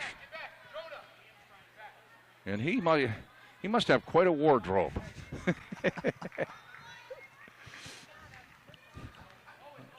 There he is. Ball is life is his T-shirt here tonight. Hoping to have a Manchester championship. Matthews shot blocked, and it's controlled though for Manchester's Leary. And we got a foul on the floor. Original block was by Valenti on that defense. Yeah, Valenti again. He's had a bunch. Jevon Valenti, a force for Rutland in the middle, number 25. Did they call a foul on that or not? Oh, just a turnover. There's the shot from the right, no good, and an air ball, and Trainer with it as Joseph tried that one from the right corner. Trainer is fouled as he put it up. First foul on Manchester.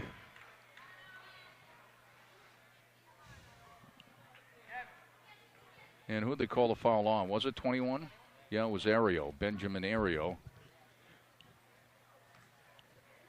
On Trainer at the line for 2, fouled in the act of shooting.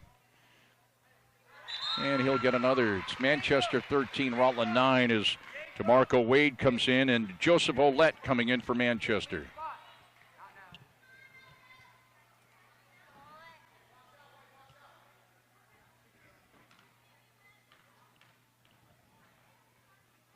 Owen Trainer's second shot is short, and the rebound to DeMarco Wade.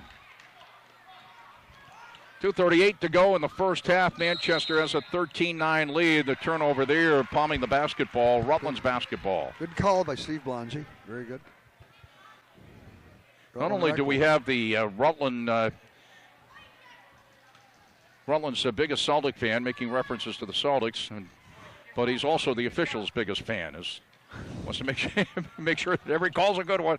No, they've done a great job. They have. Valenti down low. Trainer in traffic up and good. Rutland coming back. Manchester's lead down to 2, 13 to 11, 2:12 to go first half.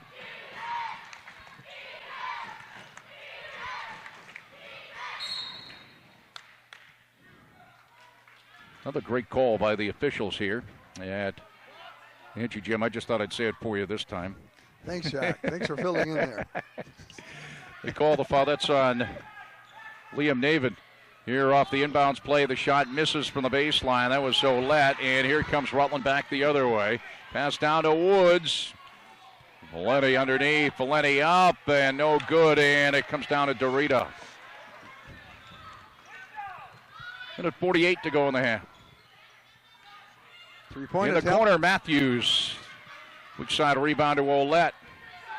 Dorita out front. Scramble, and Joseph saved it. Ouellette for the baseline. Air ball, and DeMarco Wade slaps it out of bounds. It's going to be Rutland's basketball with a minute 29 to go in the half, and Manchester has a 13-11 lead.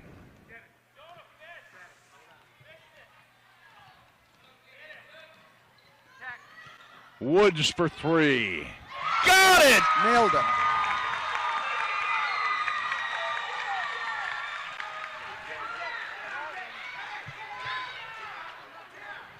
And now Rutland has taken the lead, 14-13. Matthews is traveling. Minute to go in the first half. Rutland led by 1 after a quarter, leading by 1 now, 14-13.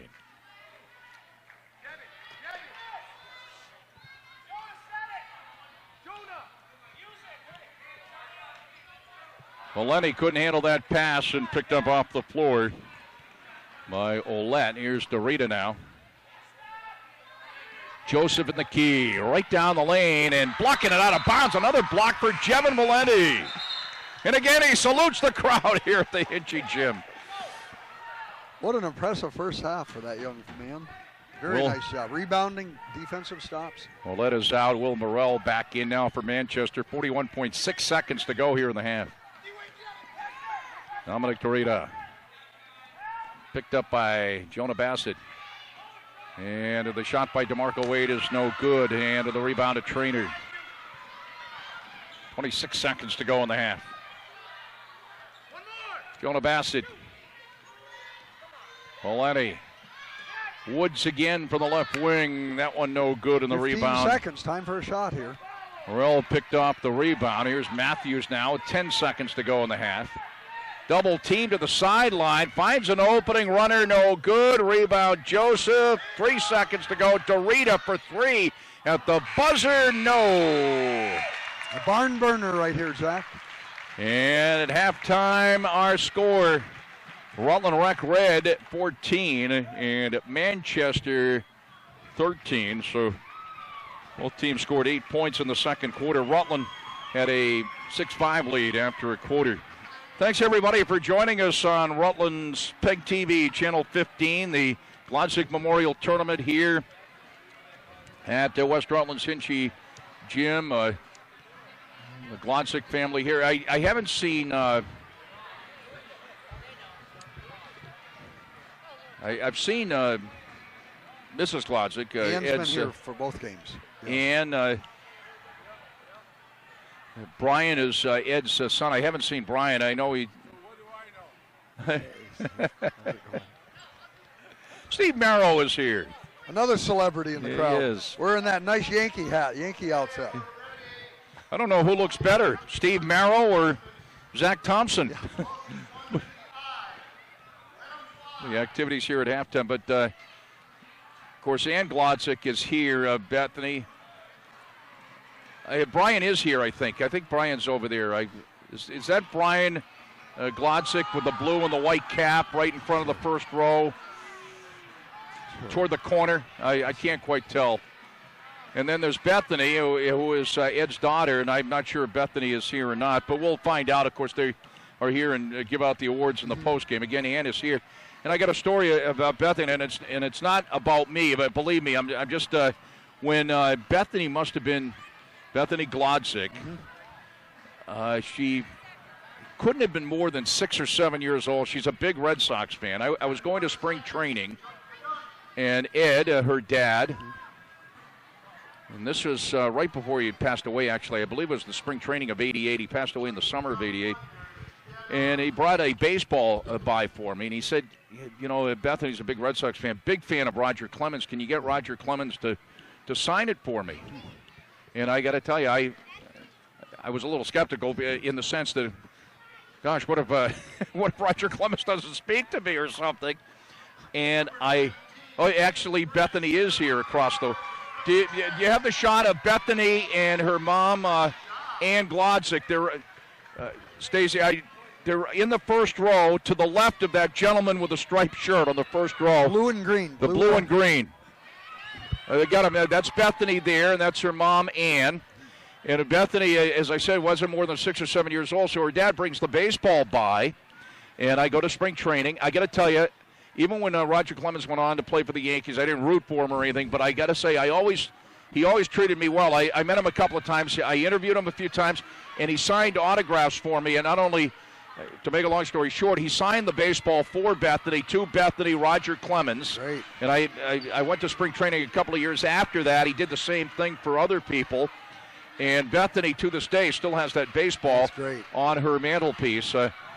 Even though Roger Clemens went and played for the Yankees. But I remember that. And I know Bethany, certainly she still has, I don't know how old Bethany is now. I don't want to, I'm thinking she's 6 or 7 years old then, so do the math. That was 1988. And this is what I have to call another great sports short parable from the master cylinder, Jack Healy. Excellent. Good stuff, Jack. Well, that's the beauty of working and living here in the Rutland area. I just, and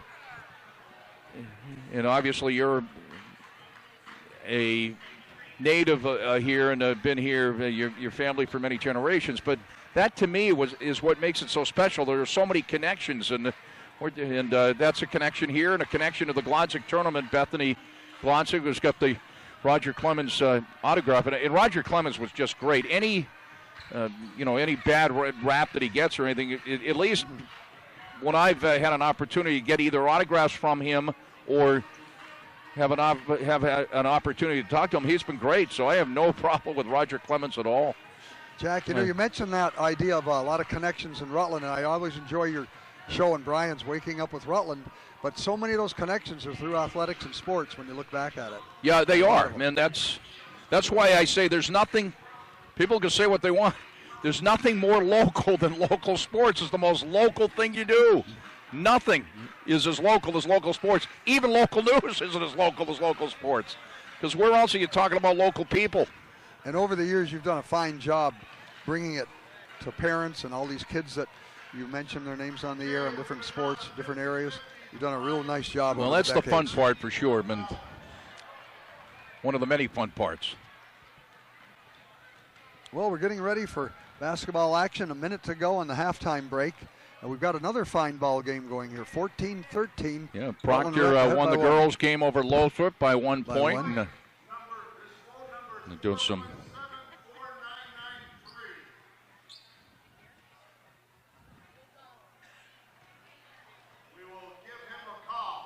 Ann is Ann Glodzik, just a wonderful, wonderful person. I only see her basically once a year here at the.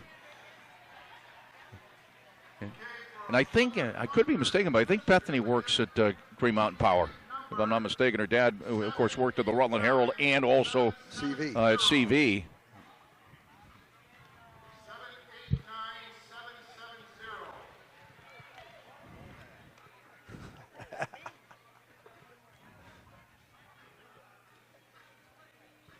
Jesse Grabowski here, keeping the scoring. She does a fine job night in and night out. Another person that deserves a lot. We'll give them a subtle plug. Also, great job on growing corn. You know, let's just put it that way. Delicious, we might add. I have to say that again. I know it's Dion Johnson, right? Yeah, and I said Diane earlier. Dion Johnson's the head of the West Rutland Boosters. Of course, West Rutland has the Booster Club has been sponsoring this for many years. And take it away, Mr. Healy. All right, all set to go here. Oh, yeah, there's a basketball game too, right? That's right. We got the second half coming up here, and again, Rutland has a 14-13 lead. Rutland going right to left here in the second half, and Manchester going left to right. Still doing some of the winners of the 50-50 here, but we'll get things underway. Here's Trainer into the lane. And there's Valenti misses. Valenti gets his own rebound. Not back up, no good. The rebound back out to Jonah Bassett, and it was knocked out of bounds by Manchester. Rutland's basketball. Many of these players that you see right now, many of the Manchester players will probably be at Burton in another 5-6 years. That's another connection. Of course, the same for Rutland. Most of them at Rutland High in 5 or 6 years. Trainer turns, fires up the three, no good. Rebound, not back up and good. Joey Knott, the offensive rebound in the bucket. And Rutland takes a 16-13 lead here early going third quarter. The three-point attempt here from the right wing for Sheps for Manchester. And Rutland's got some nice size underneath. Yeah, they do. You got to like Valenti and Knott, yeah. Down low. Here now as Trainer goes baseline. No good. Rebound, not. Offensive rebound, and gets another one, and it's knocked out of bounds. It's off Rutland. It's going to be Manchester's basketball. I wonder eventually if that size will wear Manchester down a little bit. They do have a size advantage, Rutland. A couple of mismatches, 2 or 3 mismatches for Rutland. Joseph on the cut to Dorita, and he tried to go to Morrell, and maybe one, just a little bit too unselfish, one extra pass there that maybe wasn't necessary. And he made a nice backdoor cut, but then he made that extra pass. Jonah Bassett, number 2. Valenti lost the handle and unable to save it was Morrell. It's going to be Rutland's basketball.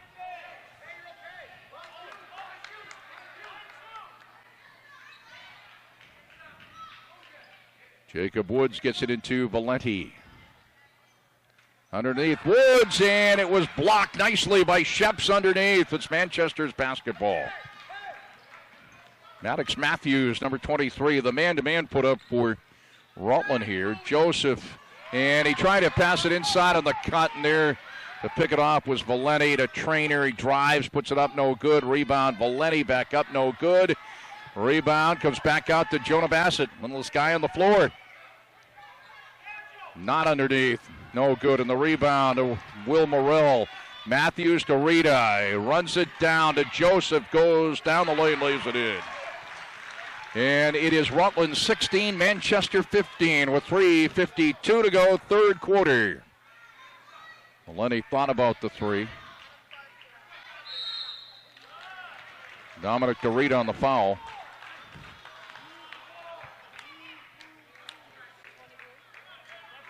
First on Manchester, and that is the first on DeRita. First team foul in the second half.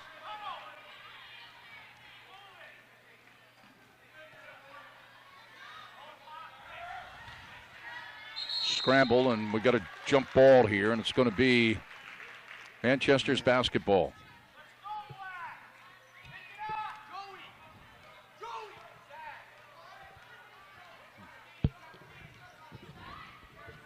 Dominic DeRita.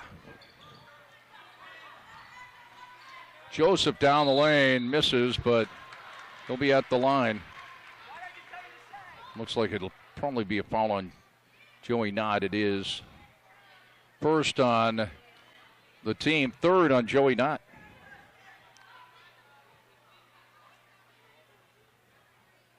Dustin Joseph at the line for two for Manchester.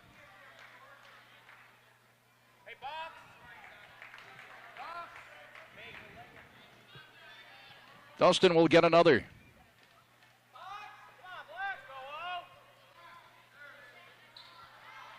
And the rebound, Valenti. He's had a whole bunch. Mm-hmm.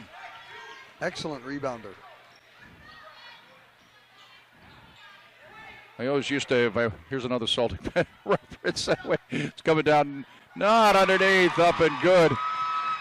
I went to many Celtic games as a kid, as you did, and I always stuck around to hear how many rebounds Bill Russell had. It was always like 40, 44. Valenti's like that here today. The three from straight on is an air ball. Doritos. Sheps took the three.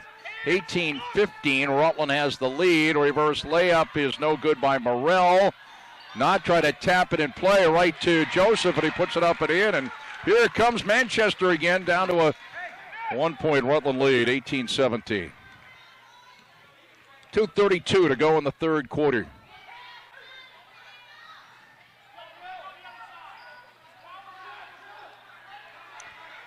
And timeout for Coach Chris Charbonneau as he saw that Jonah Bassett was trapped there at the corner. Good time for a timeout, really, to prevent the 5-second call. Very good timeout. Jack Healy, Mike Canty from the Hinchy Gym, of course, will be on live for the post-game activities, both the girls and the boys. A jam-packed Hinchy Gym. I would say it's standing room only by the looks of it. The Hinchy Gym was built, what, in the early 70s? I think so. Yeah, that's the right time. I'm familiar with the old gym here, but I never saw any basketball at the old gym. I've certainly been in it. The old balcony around it, too. Yeah. I hear people could lean over and swat the ball away if they wanted to, just like they do at the old Boston Garden. Another reference. And speaking of that, just the other night was the anniversary of a game where Bill Russell had 51 rebounds in one game. That's pretty. Of course, the record is 55 for Will Chamberlain. Will Chamberlain, all right. So after the timeout, Rutland's basketball. Down low, Valenti. Nice play, but he missed. He gets his own rebound up. No good. A rebound tapped around, and Matthews with it. And Manchester looking to take the lead here. They're stripped down the floor. Rutland has an 18-17 lead with 2:08 to go in the third quarter. Matthews picked up by Trainer out front. Joseph. And he is traveling. See, once he gets the ball, he's gone right down the lane several times tonight. I wanted to do that again there, but he was whistled down for the travel. It's Rutland's basketball.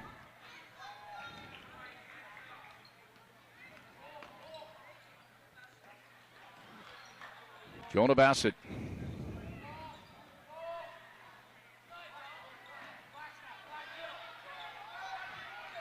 Number 43 is Liam Nabin. Woods back to Trainer. Throws it up, misses, and the rebound is controlled by Manchester for a moment, but it's stolen away by Woods as they try to save it. The rebound, Valenti back up, no good, and the rebound out of bounds off Manchester Rutland's basketball. As in is Aiden Tarbell for Manchester, number 10. I wish we kept rebounds as a stat. He's got to have close to 20 rebounds. Yeah, he's got a bunch. Very nice rebounder. Into the corner, Trainer hits the three-pointer. The three for Trainer, and it's 21-17, a 4-point lead for Rutland, coming down on a minute to go in the third quarter. Gives the Rutland Rec a little breathing room there. Matthews, runner hits off the glass. What a player. Maddox Matthews, a 2-point Rutland lead, 21-19. Another bank shot. Sam Jones would have been proud of that shot. We're going to keep track. Nice pass inside. They even had an opportunity underneath.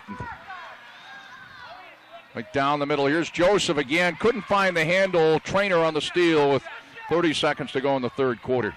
Got to keep track. How many Celtic references and how many rebounds for Valenti? Who has more? Right now it's pretty close. Manchester ball with 24 seconds left in the third quarter, trailing by 2, 21-19. Caden Lanzillo is into the ball game for Rutland, number 31. We've really seen two nice competitive Yes, games we here in have. this championship. Remember, the girls' game last year was not very competitive. It was like a 25, 30-point game, if I remember correctly. And, oh, my, nice defensive play by Jonah Bassett. 10 seconds to go in the quarter. Down to Trainer. He drives, no good, but he'll be at the line with 8.1 seconds to go in the third quarter.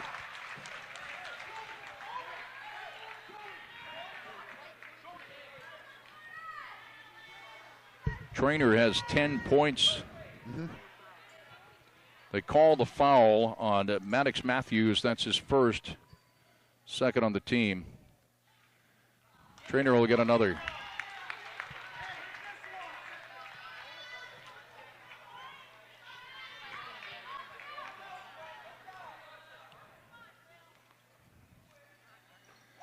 That one's good by Owen Trainer. It's 22-19, 3-point lead for Rutland. 5 seconds to go in the quarter. Dorita looking for an opening. Joseph, 17-footer at the buzzer, no good, and we'll go to the fourth quarter. 6 minutes to determining a champion in boys basketball here at the Glodzik. And after 3 quarters of play, our score, Rutland 22 and Manchester 19. Rutland scored 8 points, outscored Manchester 8-6 in that third quarter. So going to the fourth quarter, 6 minutes away from a champion. Rutland got a little bit of breathing room in that period, up by 3, but with this 3-point line in effect, that really means nothing. Trainer's got 11 points, and Joseph's got 13 for Manchester. Trainer with 11 for Rutland. Rutland Rec will have possession to start the fourth quarter, 6 minutes away from determining a champion in the boys division. Steve Blongi's ready to put it into play for the Rutland Rec guard, point guard. Again, Rutland in the black and red, Manchester in the blue. Rutland's basketball here at the beginning of the fourth quarter, and Rutland has a 3-point lead. Valenti. Jacob Leary is in, number 24, and he forced him to dribble on the baseline. It's Manchester's basketball.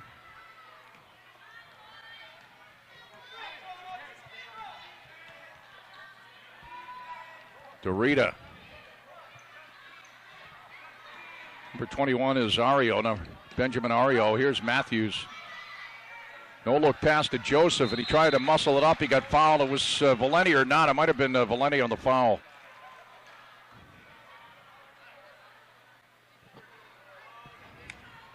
They did call it on Valenti. That's his first, second on the team. Joseph at the line with 13 points for Manchester. He'll get another.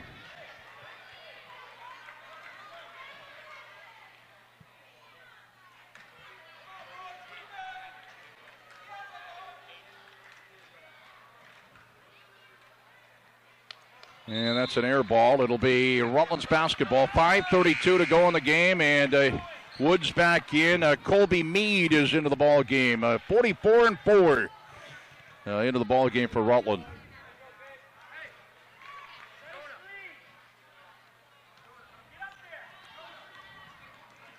Jonah Bassett.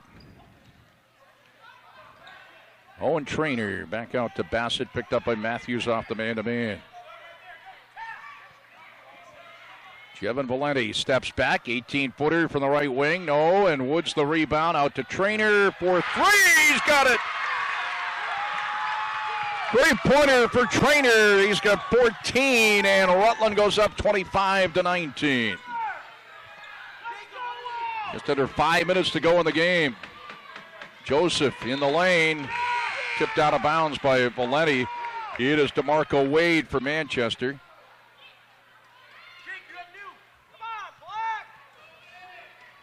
And Joseph will get a breather. Manchester's basketball.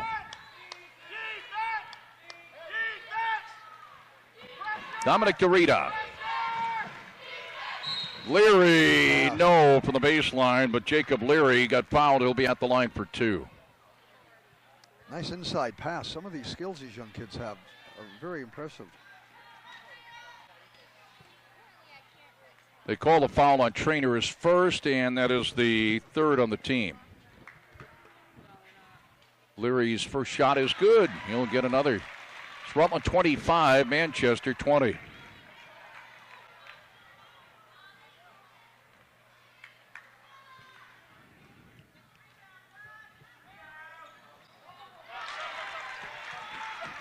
Oh, Leary hits two. 25-21. Rutland's lead down to 4.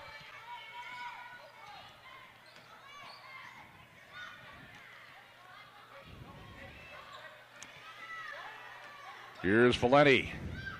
A wild shot is no good. Rebound is taken away. Dorita with it.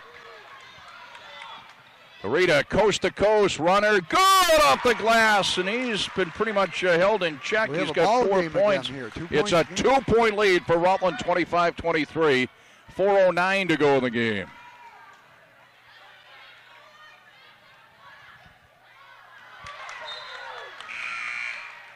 It's going to be Manchester's basketball as Joey Knott checks back in. Joey Knott for Colby Meade.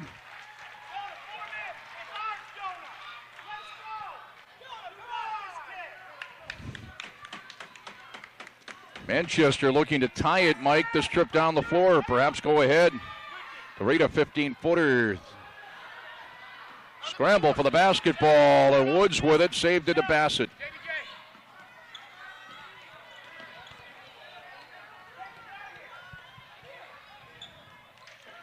Dorita, nice defensive play. It'll be Rutland's basketball. As back in Joseph and also Mikey Sheps for Manchester.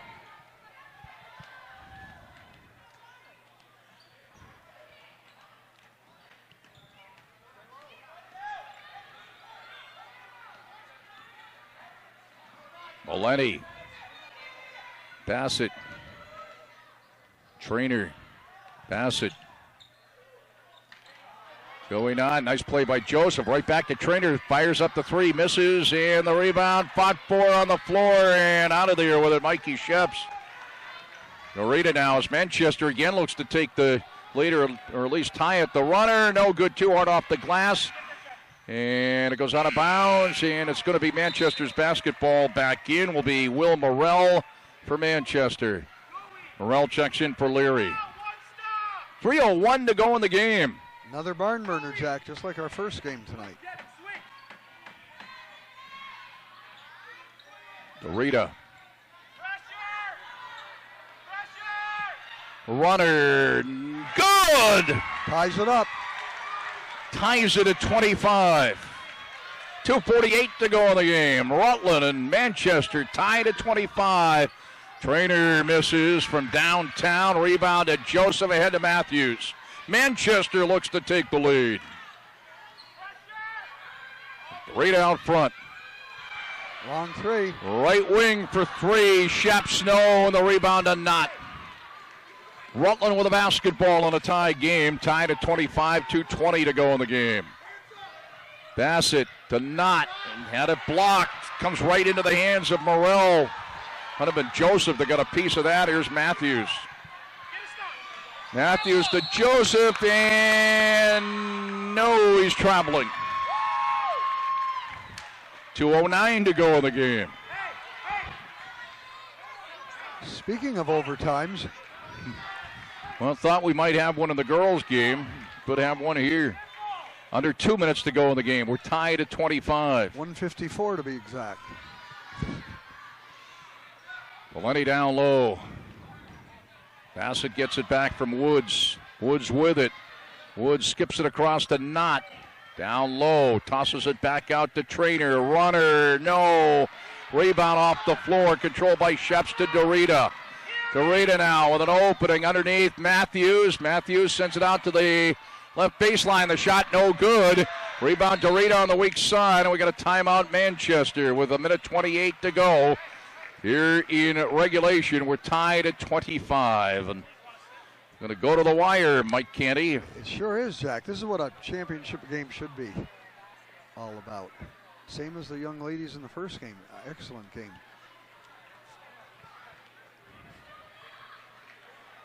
Joseph's got 13. Trainer's got 14. And Mr. Valenti, I've been keeping it mentally about 22 or 23 rebounds. Combined offensive and defensive rebounds. Well, of course, that's just a guess, but an estimate. Neither team now is even near the bonus, so I don't think that's going to be a factor in this one. Yeah, 3 team fouls on Rutland, 2 on Manchester. We're tied at 25, 1:28 to go in the game, and Maddox Matthews will throw the ball into play for Manchester. Morrell back to Matthews. Matthews for 3, no good. Rebound. Joseph chased it down at the sideline. Runner blocked. It was deflected, I believe, by Valenti. Yes, it was. And here's Trainer now with it. We're tied at 25, 1:10 to go in the ball game. So Rutland with the basketball. Bassett, 15-footer, no good, and it goes out of bounds. It's going to be Manchester's basketball. That might have been Jonah's first shot of the game. I mean, he doesn't take a lot of shots very well. He's just a tremendous point guard. Runs the offense. Got several assists tonight. 56 seconds to go. We're tied at 25 to the baseline. Putting it up and in, Mikey Sheps.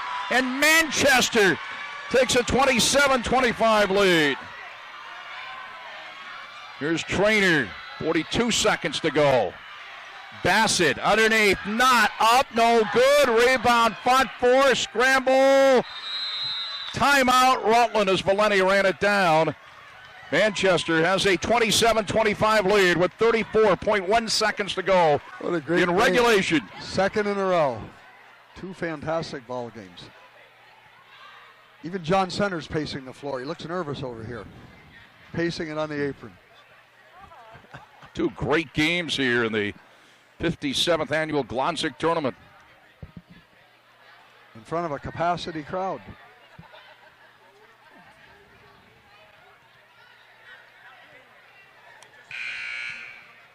So Sheps with the bucket that Rutland Rec's got plenty of time, 34 put him ahead. seconds. That was his first bucket Plenty of the ball game. Plenty of time to run a play here, more than enough time. 34.1 left in the fourth quarter. Rutland's basketball from the baseline.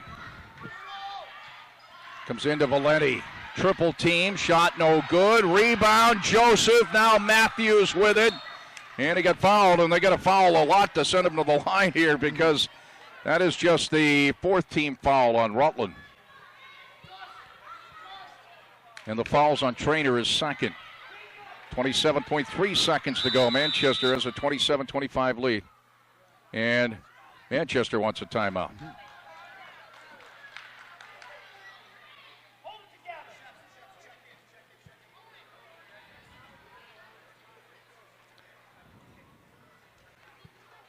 Sheps was out for a moment. He's back in. He's the guy that's got the go-ahead bucket.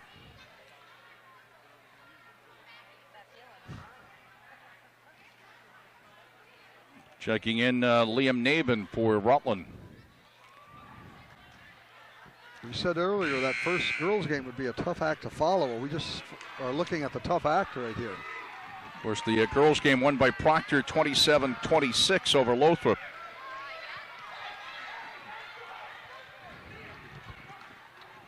Manchester with a 2-point lead and looking to throw the ball into play in the backcourt. Better hurry. Get it into Matthews, and got a foul on Jonah Bassett. That's the 5th team foul now on Rutland. They still have one Bassett's to spare. first. If they go for a steal, they've got another foul to spare on this before the penalty kicks in. Pass comes into Dorita now. And he got fouled. And that's the 6th team foul. The next one will send Manchester to the line. 24.4 seconds to go in the game. That's Trainer on the foul, his 3rd. The next one, when they foul, that'll send Matthews to the line as Bassett fouls him. That puts Rutland over the limit. 17 fouls. Second on Bassett. 23.7 seconds to go in the game. Manchester has a 27-25 lead. And Maddox Matthews will be at the line for a 1-and-1.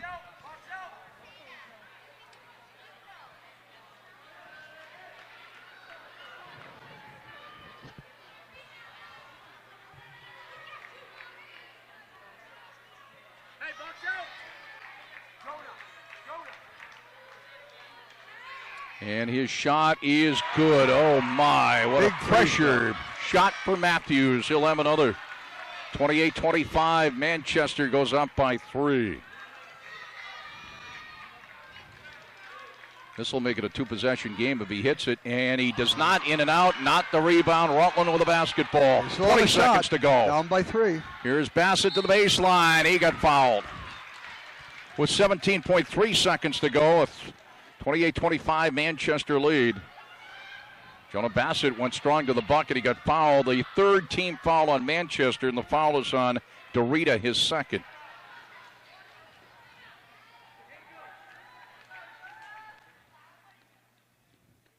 And Jonah calmly hits the first. 28-26, Manchester by 2. 17.3 seconds to go in the ball game. Second shot by Jonah Bassett. That one is no good. Matthews the rebound. And he got fouled. He'll be going to the line for a 1-and-1 again. He just hit 1 out of 2 a few moments ago. 15.5 seconds to go in the game now. 8th team foul on Rutland. They call the foul on Knott. It's his 4th. Maddox Matthews.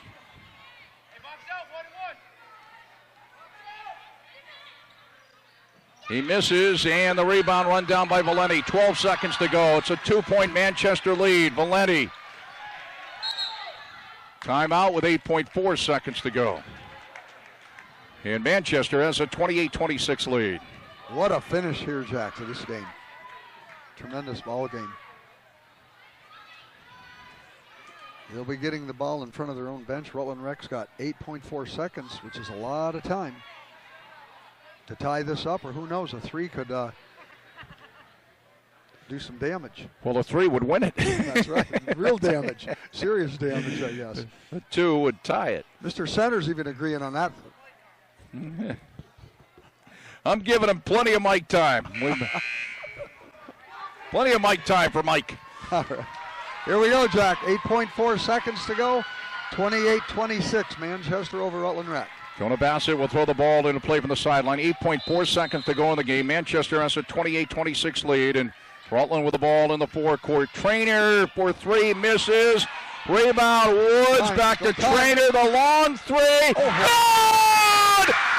Oh, my! It's all over! And Rutland has won it 29-28. Wow, what a finish. Tremendous ball game. Trainer off the glass at the buzzer. My goodness. And they mob each other on the floor here at the Hitchy Gym. Good job, Steve. Nice job. Wow, what an ending.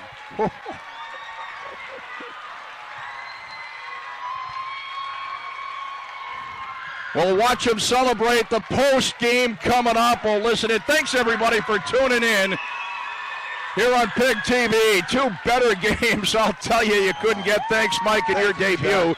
Thanks, everybody. We'll watch the post-game activities. Rutland wins the boys' game over Manchester, 29-28.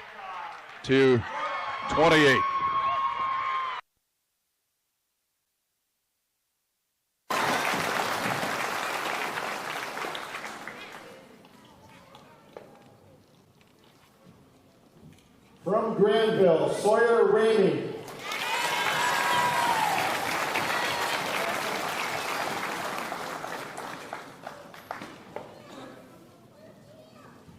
From Manchester, Maddox Matthews.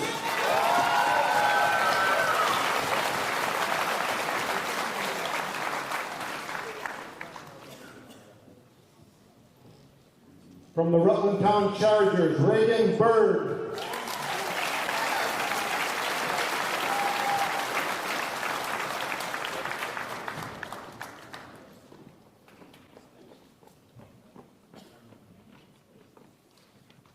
From Barstow, Jacob Williams.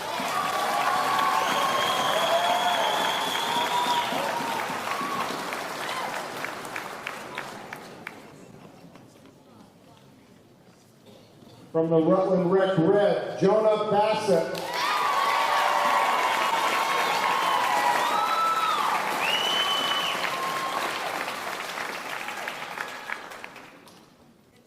From the Brandon Otters, Elijah Bryant.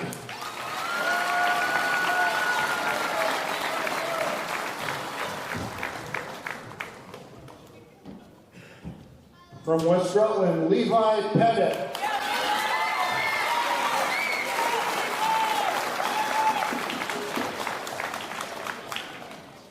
And from Lothrop White, Ethan Blow.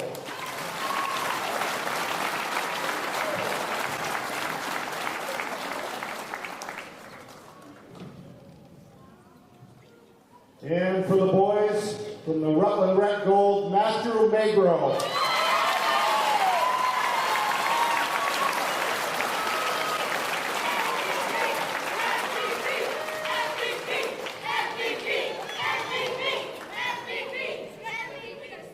At this time, can I have Jack Coughlin please come up?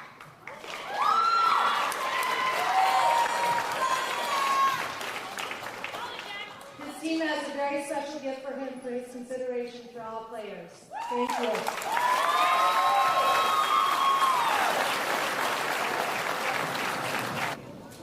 We're going to do the 4th place trophy, and that goes this year to Barstow.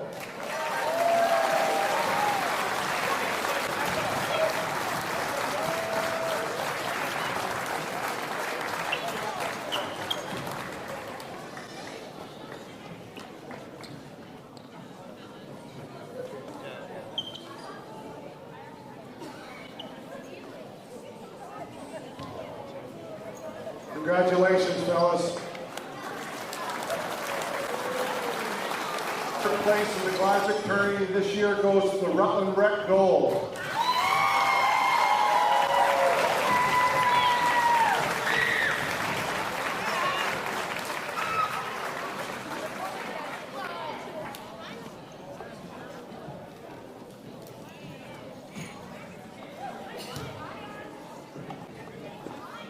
Now, 2nd place, I'm going to tell you, you guys will learn a lesson. You can't give any more than you gave in that game. I can tell you right now. You should be very, very proud of yourself.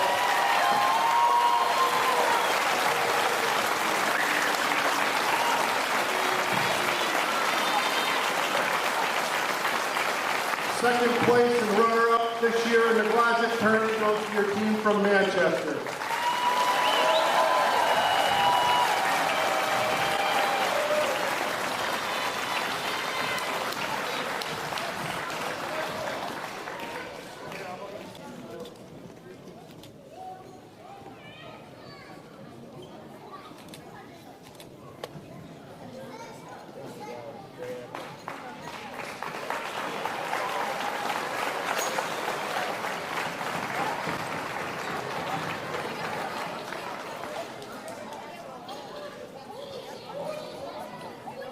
Okay, and on the other side, I'll tell you, somebody should be very equally as proud. I mean, it just don't get any better than that. I mean, that's a dream to hit that kind of a shot with no time left on the clock. I mean, oh my God, what a game. There's your champions of this year's Glodzik tournament, the